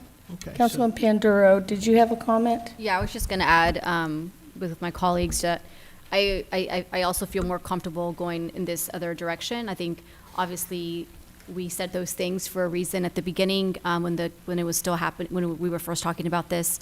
And I think for myself, seeing that the negotiations have been going well and communication has improved, I do feel more comfortable with just trusting the direction that we're currently going in. So just to summarize, question 1, we are going with staff recommendation. Question 2, we are reversing course or not. We're reversing course. Sounds like a majority of us, or all of us, say that we are not going to appoint. All right. Then All I right. have nothing else, and again, happy Mother's Day. Thank you so much. Thank you. Good discussion. Yes. Okay. Thank you. We are now moving on to item M2, please. Item M2, discussion and direction regarding a request to begin a Proposition 218 balloting process in Landscape and Lighting Maintenance District Number 13, North Cordelia, and recognize the Green Valley Community Landscape Group as a primary community liaison. And our presenter is Senior Management Analyst Chris Lewis. Good evening, Mayor, members of the City Council. The item before you tonight includes two separate but related requests. First is the request from the Green Valley Community Landscape Group for Council's approval to proceed with the Proposition 218 balloting process in LLMD number 13 North Cordelia, better known to the locals as Green Valley. And the second request is from both the Green Valley Community Landscape Group and Public Works staff for the council to formally recognize the Green Valley Group as a primary community liaison for this Prop 218 effort. Starting with the Green Valley Community Landscape Group, who are they and what do they do? I have mentioned them at the last couple council meetings, so tonight I finally get a chance to introduce them to you formally. This group is made up of 11 LLMD 13 property owners, all of whom, including Landscape Oversight Committee member Reginald Nelson, all of whom have attended the Councilmember Williams's LLMD community meeting on May 1st of 2025. And if you recall, at the end of that meeting, the Green Valley residents they voluntarily withdrew from the Prop 218 process that was being offered at that time because they recognized that community engagement and education was one of the biggest challenges for their district in 2023, during the 2023 process. So they wanted to just take a little more time to reorganize themselves before they jump back into that process. So this group of 11 volunteers that attended that meeting did just that. And since that May 1st meeting, the group has held at least 6 meetings with city staff and at least 3 meetings independently amongst themselves, probably more since the writing of my staff report. They've attended a bus tour with city staff of all the landscape areas in their district so they can get a firsthand account of their district's needs. They've collaborated with city staff to review the existing landscape contract and help us find some cost savings where appropriate and possible. They've independently developed their own website to provide their community with LLMD education and news and to help encourage participation among their neighbors. They've hosted 2 community trash mob events to clean up several high visibility areas within their district. And in those areas that they cleaned up, they actually went and with their own funds, not city funds, purchased their branded Green Valley Community Landscape Group branded signs and placed it in those cleaned areas so they can start letting the neighborhood know who they are, advertise the impact. Right there, thank you. We have the group here today. So they can start letting their neighbors know what they're all about. They have also initiated conversations with their local HOAs and started thinking about and developing plans on how they're going to approach businesses in their area. They do have a lot of commercial properties in LLMD number 13. And finally, they've been in regular communication with city staff to research the Prop 218 process, the timeline, everything that's required on the administrative and legislative side. They've worked with us to start digging into their district's budget. They've started studying their current landscaping services contract, and they've also conducted independent research into what services and which service providers they'd like to see in their district in the future. So this group has been extremely busy and very proactive in their efforts to move the Prop 218 process along in their district. So, based on all of that, all of the work they've done over the last year, but also on the fact that these property owners are longtime Green Valley residents who participated in the 2023 process, and like all of us, they have learned a lot. They know what it takes now to run a Prop 218 process. They would now like to officially submit their request to the council for approval to begin to start a Prop 218 process in their district. And specifically what that means is that this group would continue to do their community education and engagement efforts, and staff would now have the approval to engage an assessment engineering consultant to develop an engineer's report and then start working towards a balloting process with target assessment rates, new assessments effective July 1, 2027. Of course, we always know that based on community needs, that date may change. And then the second request, of course, is that the Green Valley Group, together with city staff, we would like council to formally recognize this group as a primary community liaison for this Prop 218 effort. Now, this recognition would be similar to the way council recognizes the Rolling Hills Neighborhood Network, for example, as just a primary sort of grassroots collective, a group of people who have organized and who are entrusted with not only relaying information from the city staff to property owners in their district, but also with speaking on behalf of those property owners they represent. And I just want to make a note that we understand that the Rolling Hills Neighborhood Network and the Green Valley Community Landscape Group, they don't necessarily represent the opinions of every single property owner in their district. So this recognition definitely does not preclude any other community group from forming their own groups in their area, and the city would certainly welcome and work with any and all members of the public who wish to learn about the Prop 218 process, or maybe they have a different idea of what outcome they'd like to see in their district. So the city, of course, welcomes all of those people as well. This simply just gives credence to this Green Valley group so that residents who are maybe new to the LLMDs or don't know where to start, they now have a place to start on how they can start engaging with their neighbors. And it also provides some direction to staff to let us know what you envisioned as far as staff working towards a community engagement effort in the Green Valley area. So before I take questions, I do have Dr. Craig Gillespie, one of the members of the Green Valley group. And just real quick so that the council members can see, would you guys mind, all of the group, would you guys mind just giving a little wave here so they can see who you are? Thank you.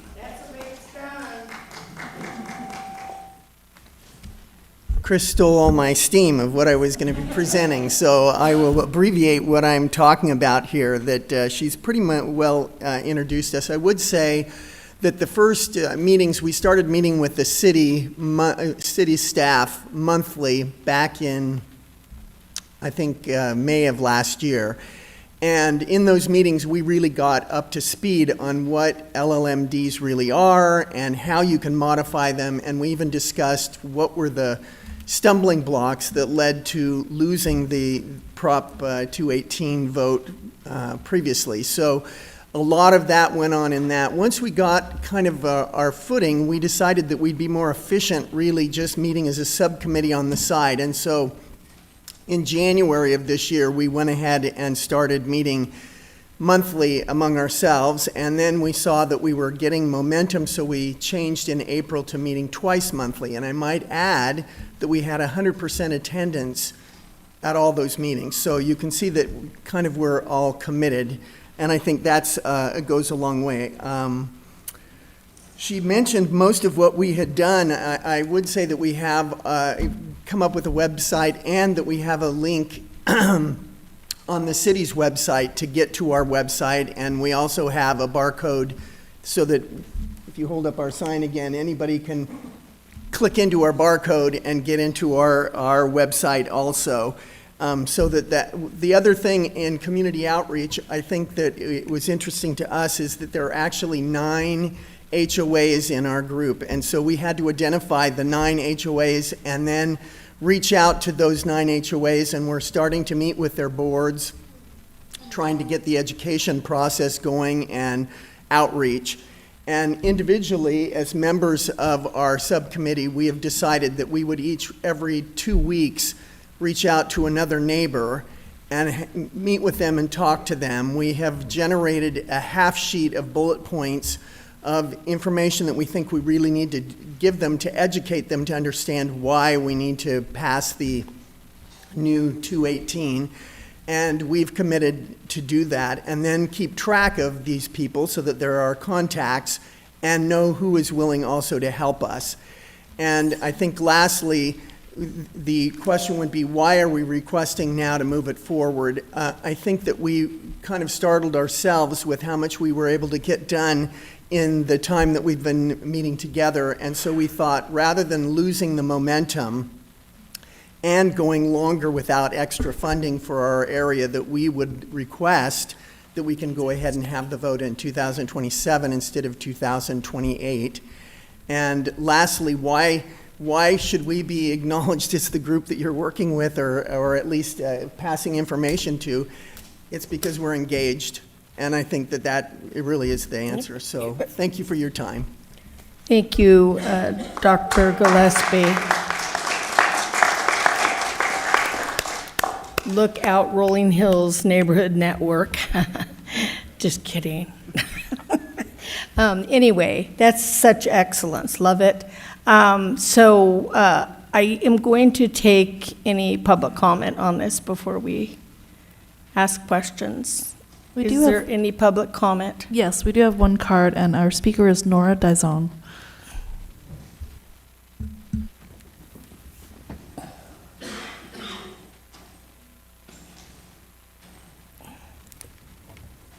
Hello, good evening. Good evening. First, I want to say thank you for approving the automatic refunds.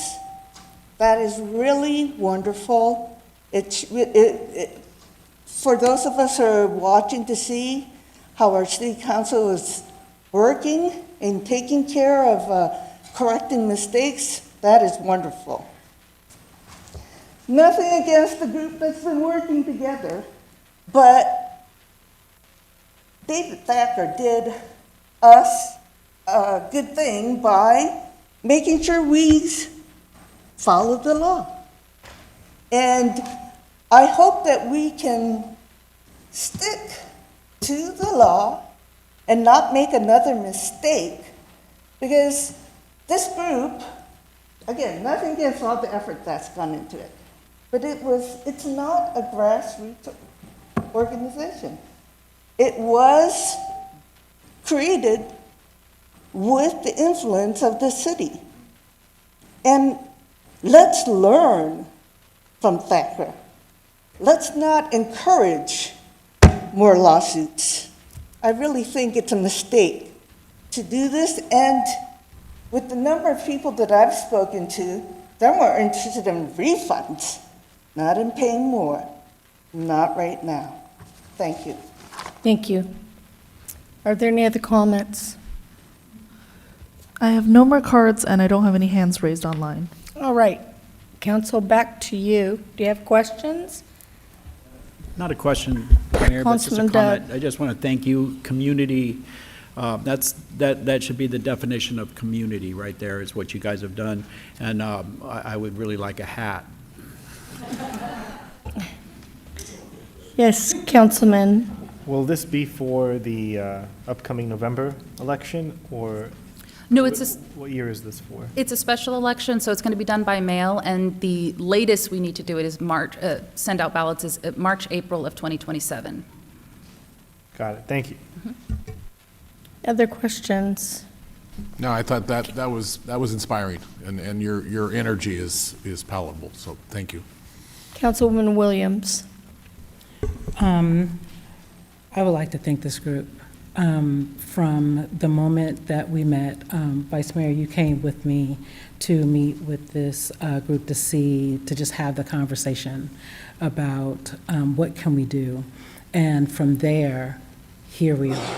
And so for that to happen in a year and to just watch the magic happen has been truly inspiring. I wanted to bring up two other points that I thought were just amongst a whole list of high points.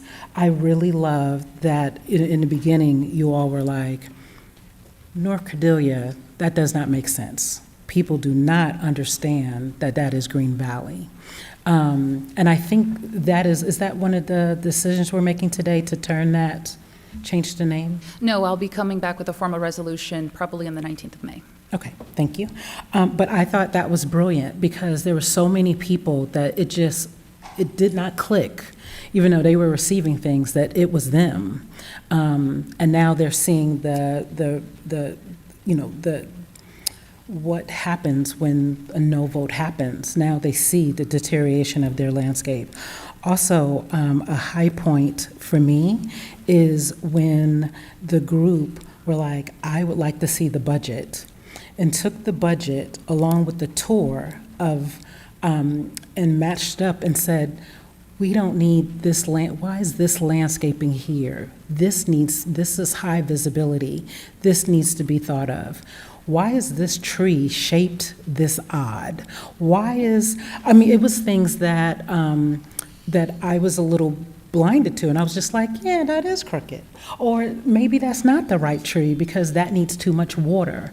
The level of insight and compassion and care for our landscape that this group did, it was a learning lesson for me.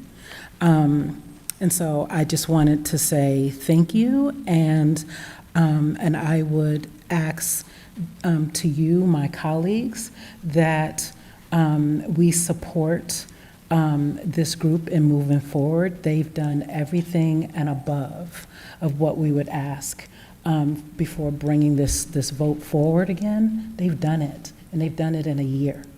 Is that a motion? That is a motion. Oh, yes, 2 comments. Councilwoman Pandro. No, I know, you're fine, I get it. Thank you, Mayor. I just want to say well done. I'm on the website now, and it's great. It has FAQs, if it has explanations of what a Prop 218 is and what it means. So it's a really great resource page for folks. And again, that's greenvalleyclg.info. And I can proudly say that it's my family. So I am very honored that they have taken this on to lead this effort with their neighbors. And it really does show what was said before. They're a role model. And just thank you for all the work that you guys have all done. Thank you. Madam Vice Mayor. Yeah, I just wanted to say job well done also. And in my definition, this is the absolute poster child for grassroots. This is it. And this is how LLMDs get passed. This is, in my opinion, grassroots. Now, has staff provided information? Of course, the 218 process is not exactly intuitive, right? But staff did that with our last LLMD round in 2023. So I don't know, I don't see any impropriety in doing that, but I think that this is a textbook definition of the kind of grassroots efforts that went on in Paradise Valley, that hopefully will be resumed in Rolling Hills, and because we're not going to let you beat us. Okay, you got to know that, right? So we got Rolling Hills coming. But this is it. This is a perfect example of what is necessary to get these votes through.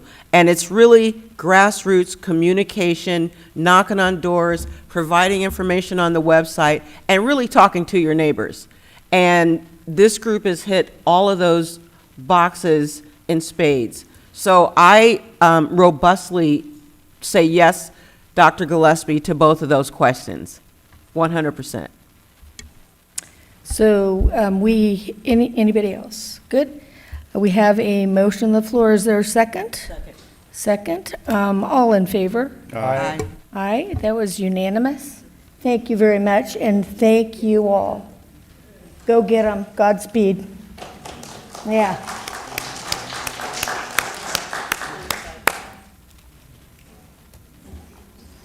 We're going to move on to item M4 now, please.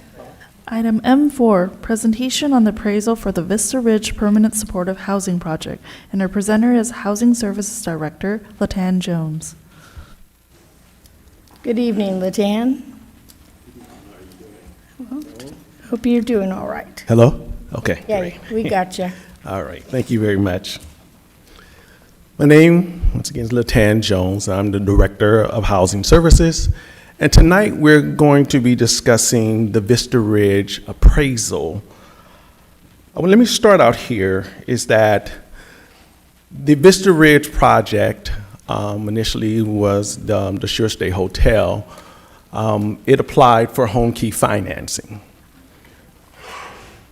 With regard to the guidelines for the home key program, every application that is submitted to home key must also submit a copy of an appraisal of the site by which you want to convert.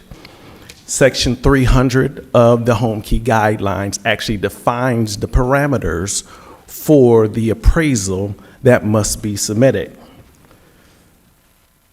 In this particular case, also, the project was requesting that the state covered the cost, the full cost for the purchase of the site.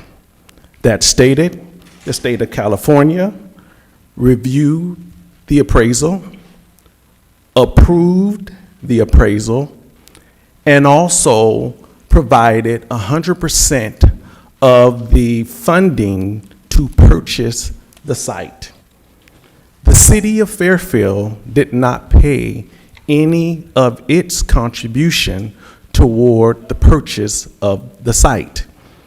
The city of Fairfield did provide financing to the project in the amount of $1,535,000 and $540. But I'm just trying to round up a little bit. That was composed of $500,000 of the city's own funds, and then the $1,035,000 was also state funds that were provided to the project. So in essence, the city did not control the appraisal. The parameters of the appraisal was controlled by the Home Key program, as I indicated in Section 300 of its guidelines. The city reviewed but did not approve the appraisal because 100% of the financing for the site acquisition for this project came through Home Key. Then Home Key was the entity that approved the appraisal. And then finally, the city did not pay any of its funding toward the actual site purchase. That was all covered by the state of California. That stated, as a result of the city investing $500,000 of its own money in the project, the city is now the lien holder or the lender, not the borrower, but the lender of $23,071,081 for the overall project. Not ready to get there yet. Okay, on purpose. No problem. That stated, the city, while investing $500,000, is now the state provided those funds for the Home Key program as a grant to the city, and the city loaned those funds back out toward the project. Fairfield North Texas Street LP is the one that is the borrower in this situation, not the city of Fairfield. Now moving on to the actual appraisal. In this project, there were two appraisals that were done for the project. The first appraisal was commissioned by the development entity, and that appraisal was for $12 million. In the appraisal for both the purchase of the site as well as the after rehab appraisal, they utilized two methodologies primarily for the actual valuation. There was a sales comparison approach and an income capitalization approach. The sales comparison approach essentially looks at comps for the project. And you're looking at projects that are similar in physical, functional, and economic characteristics. For the Home Key program, because there are not always very many hotels or motels within a certain area, The Home Key program, in accordance with the guideline, encourages you to actually have a more regional approach when you're actually looking at sales comparisons, because they're trying to find hotels or motels that are similar and recognize that they will more than likely not always exist within the local area by which you exist or the motel or the project is located. Next, moving on, the income capitalization approach. That approach essentially looks at the net operating income for a project, and then that net operating income is divided by a capitalization rate, and essentially a capitalization rate is basically the rate of return of your investment. That equation or that information is utilized in order to be able to determine the value.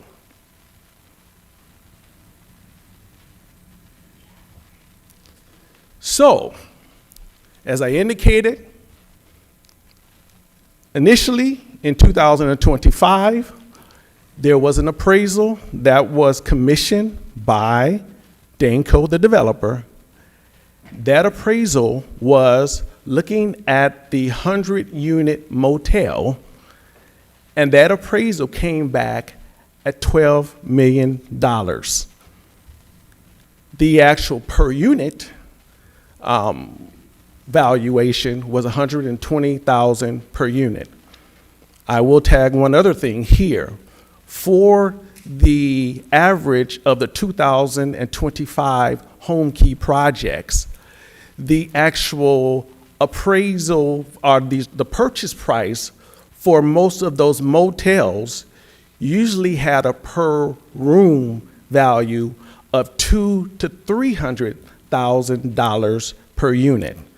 So the $120,000 per unit fell at the lower end of the spectrum for the actual applicants for 2025 Home Key project.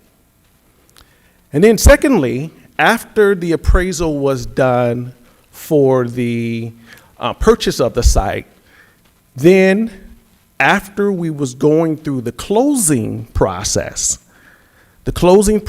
takes place after all the loans are provided toward the project, after you have completed the conditions of the lenders, you're starting the closing process. Then the bank, which is the only permanent lender in this project, they provided a little bit over $3 million toward this project. They conducted an appraisal. That is a typical process that takes place in the closing process, not at the time when funding is being provided, but after all the funds have been provided, because the bank is interested in trying to make sure that with all of the loans, with all of the requirements, with all of the bids that come in with regard to these construction project and the final scope of work, there is enough value in the property in order to be able to substantiate its loan. They generally do not want to loan monies that is in excess of 70% of the value of the property. In this case, they were way under that particular projection. So there, the bank's appraisal came in at $7,270,000, which is about $142,549 per unit. A side-by-side comparison of the two appraisals. You can see, as I indicated, looking at the income capitalization approach, the annual gross revenue for the 100-unit motel is $1.7 million, and I am rounding. And then the annual gross revenue for the 51-unit permanent supportive housing project was $1,065,000.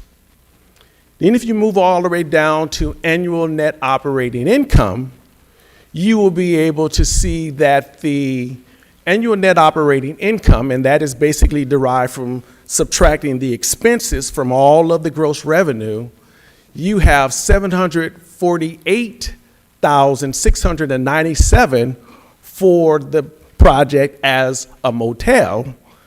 And then you have $393,869 for the project as a permanent supportive housing project.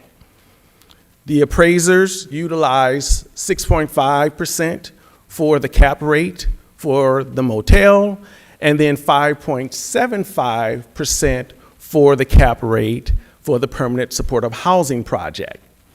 Using that formula, net operating income divided by cap rate, you derive the actual value of the site. For the motel, it came in at $11,518 million. And for the permanent supportive housing project, it came in at $6.849 million. Now, the appraisers, I am not an appraiser, so I can only go so far. I can generally talk about some of the things associated about the appraisal. That is not my profession, I'm a houser. But that stated, they use discount rates in order to be able to add additional value, so they came up with a value of $11.8 million.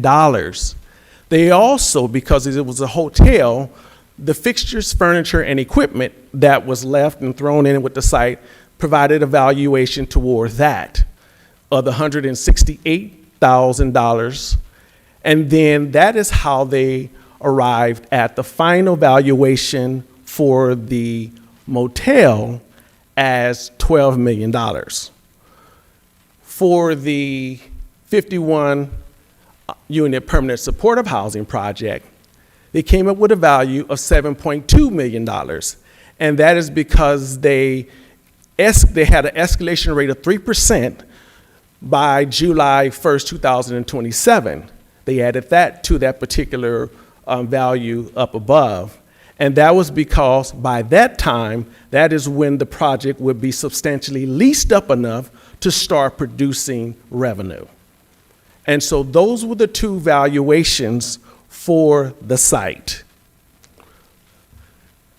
The key valuation, the differences. One, we're looking at a hotel with high turnover rates. You have transient occupancy. It's unrestricted market rate. You can charge whatever the market will bear. So that resulted in a higher net operating income. And then you have the 51 unit permanent supportive housing project with a lower cap rent, reductions in the units from 51 to, from 100 to 51. So those income producing mechanisms were reduced. And then because it's a permanent supportive housing project, there were social services that were required. And those also increased the actual operating expenses for the project. So that further reduced the actual net operating income down. So of course that affected the value. So what do we have here? The real difference between the appraisals was because of the unit count reduction, because of the 55-year affordability covenants that existed on the property once it would be converted as permanent supportive housing, as well as the supportive service expenses, because you have to have the case management and social services in order to be able to support the homeless residents that would live there. When you change the use of the property, the value also changes. And that was the reason why there was a different valuation of the property when it was evaluated as a permanent supportive housing project versus a 100-room hotel. One is restricted and capped by the rents, because no matter what type of value add improvements you put in the property, it's still going to be capped by the rents, because the income that it produces is the measure by which value is determined. And so if that income is capped, that value is also capped despite the improvements that you put in the property. And I will stop there, and I'm available for questions. Thank you. If we have public speakers, we'll go ahead and take those. Yes, I do. I do have public speakers. Our first speaker is Rick Johnson, followed by Elaine Gatka. Hopefully I pronounced that right. Good evening again. I'll try to speak louder so the sound system won't squeal. That's all we got to do, by the way, guys. Talk loud, and it won't do that. The recent appraisals revealed a staggering gap of $12 million purchase price versus a 7.2 as completed value. And Mr. Jones correctly points out that the use of the property is not the same in the two appraisals. I am an appraiser. I am a residential appraiser, and he did an admirable job of explaining the process by which a property is valued by its ability to garner money in the market value. In the case of the sale price, the $12 million was not offered to the marketplace, so it was really not market tested, but their comparables that they used did indicate that that's a good value. You alter the property, it's like taking a school bus and turning it into a race car. You no longer can use it as a bus, so it's not worth what a bus was worth. And it's a race car now, and it's probably cheaper because it's smaller. So shortening up what he said, that's my definition of that. But the concern is, what he has started with is that he's telling you that the city is the lender, and that if this defaults, it just goes back to you. There's no money lost. That fact, if that's true, did not come out at a time where it should have for your consideration.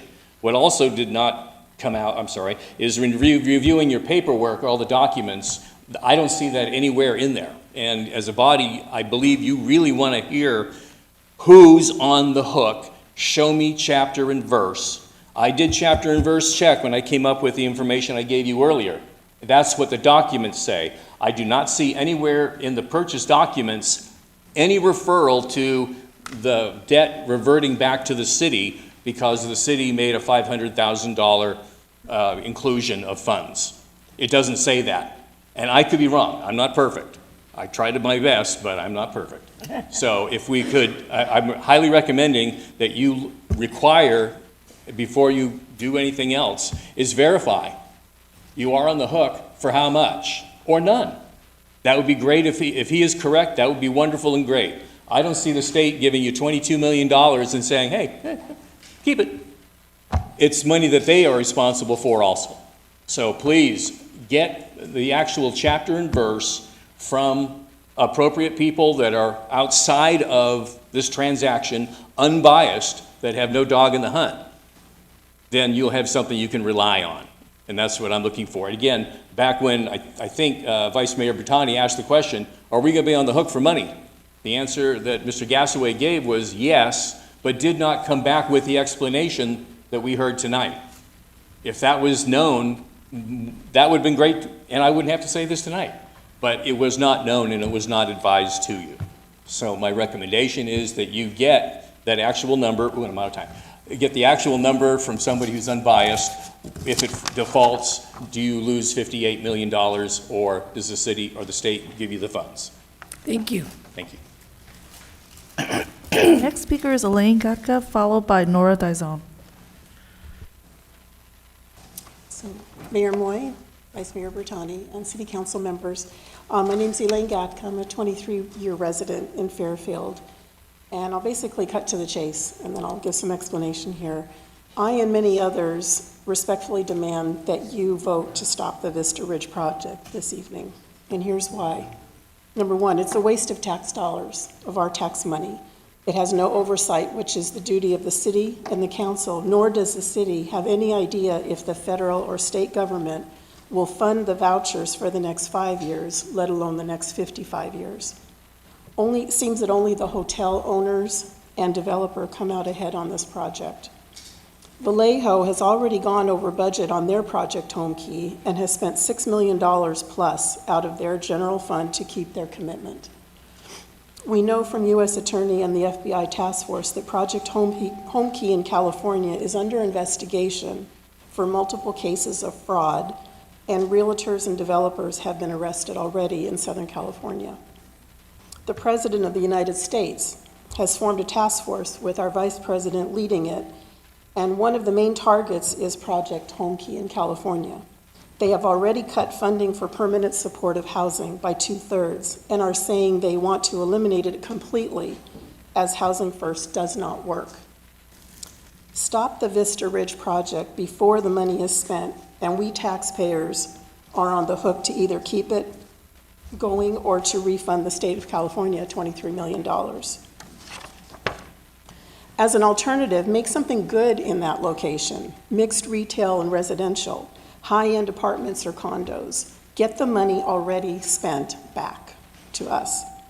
Perform the proper oversight and spend $10,000 on a new appraisal from an independent auditor on the hotel as is. Was it really worth $12 million? The comps used were in higher priced cities and probably were not as dilapidated as the Sure Stay motel.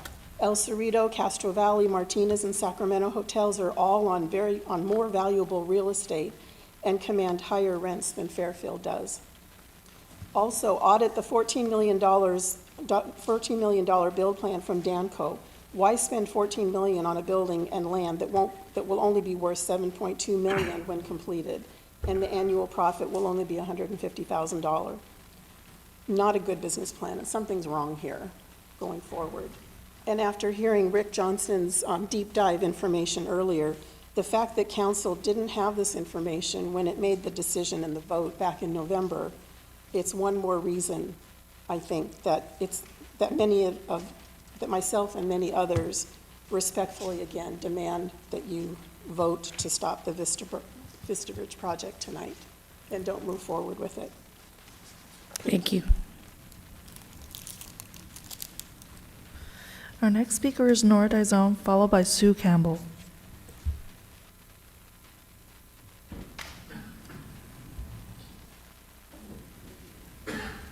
Good evening again. I'll keep it short because you've heard it so many times.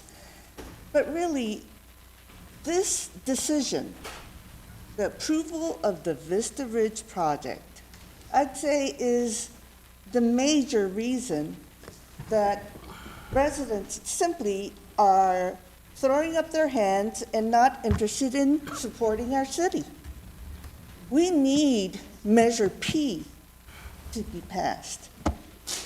You've got this singular decision, and what does it say? It says our city staff, our city council members are not concerned about being fiscally responsible, that are not concerned about putting a 55-year commitment on this city in a situation which we would not be surprised if you've got a bunch of repairs that have to happen there. I mean, you make a decision like that, and then you want us to pass Measure P.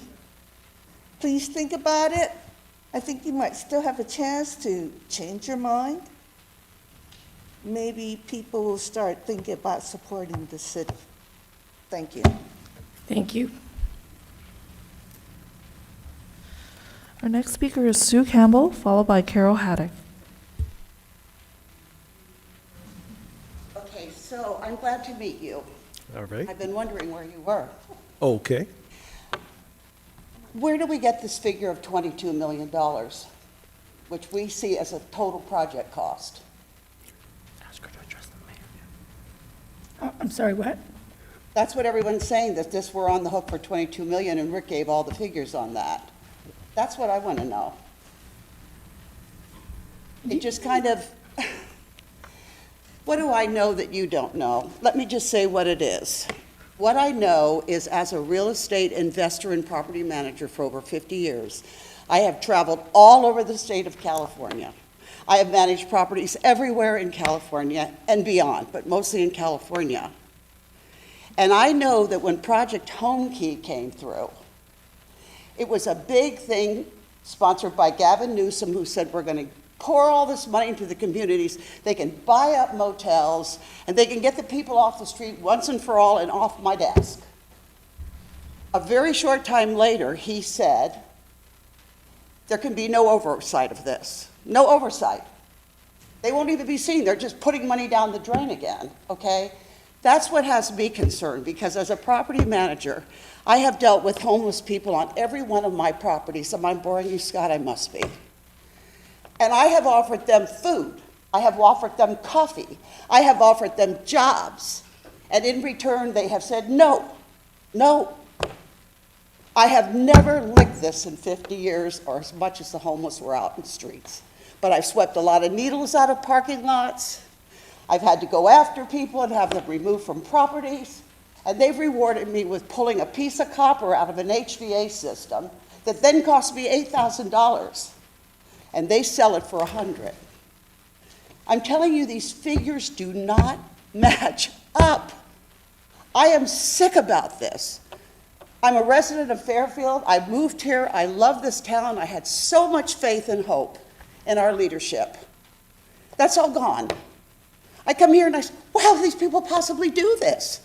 Bring urban blight to this butte? I tell you it will be urban blight. It is everywhere, because up and down the state, I've seen these home key projects, and I promise you that they're boarded. I know tons of tradesmen who tell me, we go in there, they pay us to paint it, we come back the next day and the whole place is trashed. They're boarded all over the state. And the thing that really has me worried now, to the point of almost tears for Fairfield, and I mean that, is that the feds are now in this state actively looking at home key projects. They're trying to find $28 billion that have mysteriously disappeared. Doesn't that bother you? What if they come here in Fairfield? I mean, look at me. How can you do this? You guys need to change this up. You Your need time to is save up. this town. Our last speaker is Carol Haddock. Madam Mayor, I'm sorry, I need Yes. to make a statement. So pursuant to State Bar Rules of Professional Conduct 4.2, communications with a represented person, in representing a client, a lawyer shall not communicate directly or indirectly about the subject of the representation with a person the lawyer knows to be represented by another lawyer in the matter, unless the lawyer has consented to the other lawyer. In this matter, Ms. Haddock is a plaintiff against the City of Fairfield in the matter of Quincy Tan and Carol Haddock versus City of Fairfield. She is represented by attorney Michael Terhorst. I have confirmed with Mr. Terhorst that he does not want me to communicate with Ms. Haddock or any of his plaintiffs. So at this point, in an abundance of caution, I will recuse myself from the dais and the room. When Ms. Haddock has completed her communications, if someone could come outside and get me so I don't hear the contents of her conversation. So if you could wait until I leave. Yes, thank you. If you could just wait a moment, Ms. Haddock.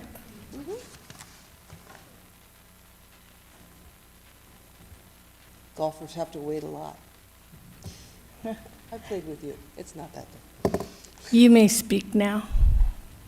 Good evening. 2 weeks ago, I came representing the Citizens Against Vista Ridge and Dr. Quincy Tan of the Paradise Dental.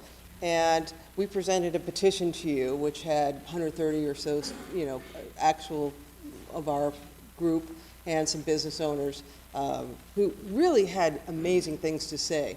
And I submitted a revised petition this morning that had 168 signatures and comments. And I think if you took the time to read it, and I believe all of you got it, I hope you did, it really tells you a lot of what the people who live near the Vista Ridge area want. And we are demanding the council have a vote to reconsider their November 18th vote, because there are so many things that have come to your attention that you did not have the information or was not presented to you by staff, or government has changed them since November 18th. New information since November 18th are the two appraisals. And while I understand what LaTana Jones has said, I also agree with Rick Johnson and Sue Campbell that to pick Castro Valley Martinez, El Cerrito, Sacramento hotels, who probably are not as dilapidated, or have leaking ceilings, or bed bugs, or roaches, or mold, or closed pools. And that picture you had up, Latana, sorry, that's ancient. That pool's been closed for years, and rarely open. The feds have cut funding by 2/3. Went from 87% of what permanent supportive housing is to 30%. The White House has a task force. And of course, Rick Johnson's $58 million, which he went and researched, wow, that's larger than we thought it was. It's a problem. What you need to do is oversight. You need to go find out if any of this is true, because if the vouchers aren't coming, and here's the numbers. $12 million to buy the hotel that may or may not have been worth that. Get an independent appraisal and find out. $14 million to refurbish with $2 million in profit for the builder.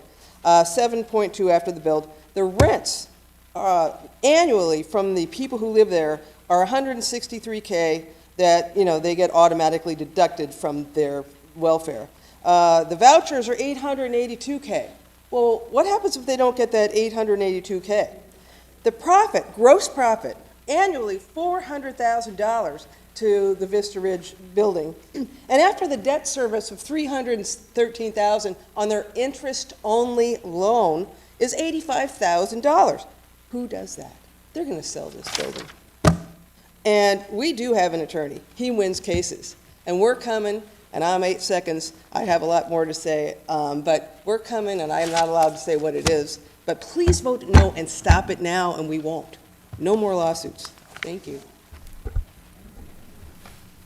Are there any other public comments? I have no more cards and no hands raised online. All right, I will bring it back to council if there are any questions or comments. Bring.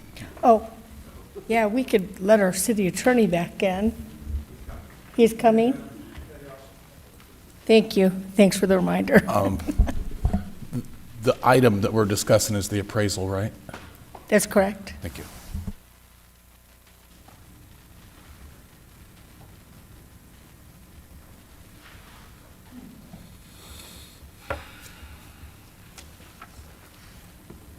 The city attorney is back in the room and seated. Okay. Comments, questions about the appraisals? Madam Vice Mayor. Thank you. And thank you for the presentation this evening. So this sales comparison versus income capitalization model methodology for the appraisals and the evaluations, was that explained to the city council in November before we voted on this? That's a yes or no question. No, we did not talk about the appraisal in November, and nor was the February dated appraisal completed in November. Okay, so. Because that wasn't something that was our appraisal, as Latan identified. Thank you. Okay, so the answer to my question is no. This dichotomy between these appraisal methodologies, that was not explained to the city council in November when we voted. That's a no, right? I'm talking to you, Latan. Yeah, I just answered you, Madam Vice Mayor, that no, we did not. But then you interrupted me, so I just want to have the record clear for people who are looking from home and who are in this audience. I just want to have, let me answer my question. Ask my questions if that's okay. You can answer your question. Yes. Okay, so this information that you presented tonight was not before the city council in November. Now, the appraisal that came out in February 2026, obviously that was not before the city council in November 2025, correct?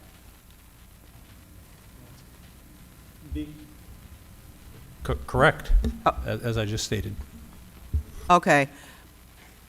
The information in the 2026 appraisal, that information is new to me, and it's material to our understanding of how this project is actually going to work. Can you answer that, Latan?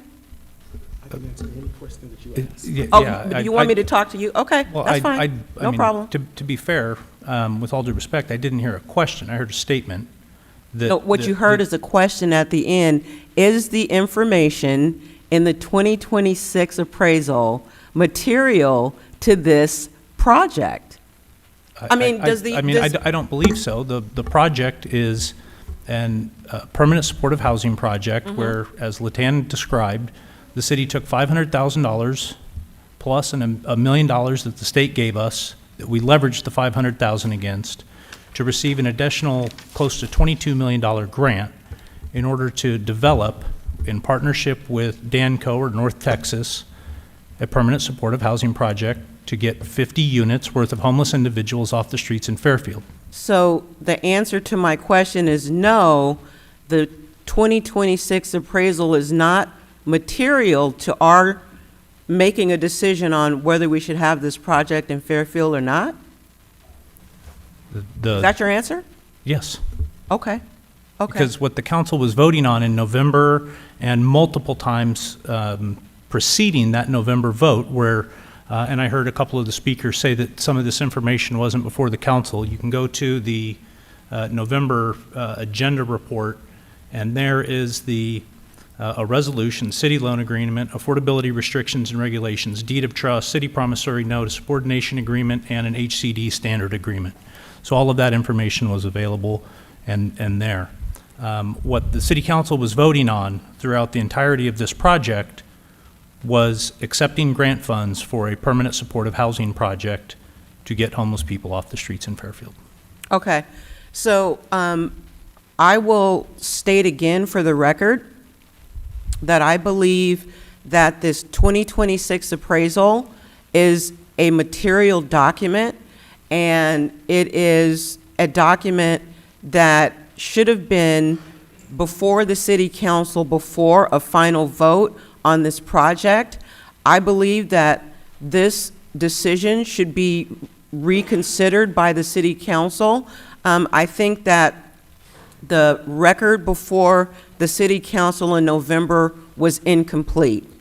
And I just, for one, I mean, I know that there are a lot of moving parts with this project, but what I believe is that, at least I can say for myself, I'm still learning new information about this thing now. Madam That Mayor. has not been discussed and disclosed to this city council in November. And I think that that is unfair, and I think it's irresponsible, and I just want to be very clear on the record. With the state of the record on Vista Ridge right now before this city council, there's no way on earth that I would vote for this. I mean, and we're only restricted to discussing the appraisal. I get that, so I'm not going to start talking about all the other points that we've already made. I think that the record was incomplete in November, the factual record, and I disagree with the city manager. I believe that because the valuation in the February 2026 appraisal impacts a decision that I'm making on behalf of, that will impact taxpayers, I do believe that that is material information, and I believe that it's a basis for this city council to reconsider this project. Madam Mayor, if I may. Yes.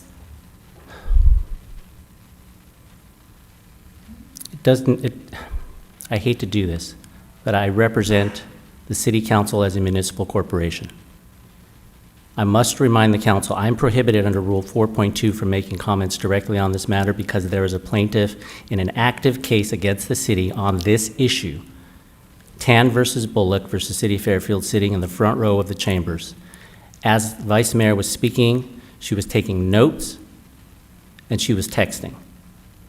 As your attorney, I am not allowed to comment because it could be indirectly seen as a communication to a represented party.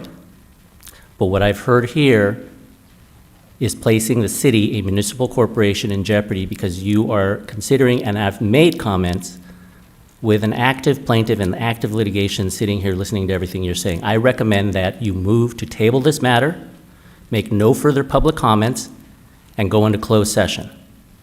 We have a plaintiff actively working against the city, and it does me no pleasure to say this, we have 2 members of the council who have executed declarations in that same litigation against the city. We need to go into closed session. You need to table this matter. I'm highly recommending that you table this matter, that there be no further public communications on this matter. There is active litigation where the city, as a municipal corporation, is at risk.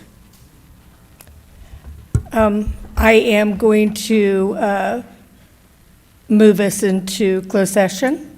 At this point, I know the vice mayor is, but I'm also going to, Mr. City Attorney, I will be agendizing a reconsideration of this, and I will ask that if the city attorney has a conflict, if we have somebody from the public here who has filed suit against us, that we bring another city attorney in. Point of order, Madam Mayor? Yes. For a motion to reconsider, does it have to be made by a member of the, from who No. voted in the majority in favor No, it of the item? doesn't. I recommend we go into closed session immediately. I'm the mayor and I set the agenda. Thank you, Mayor. Yes. All right.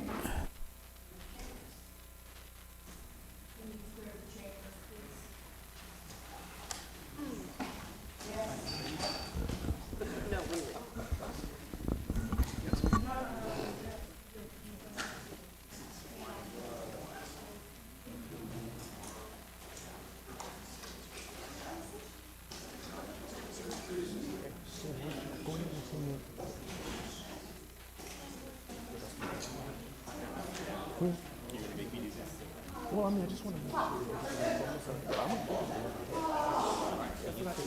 Yeah.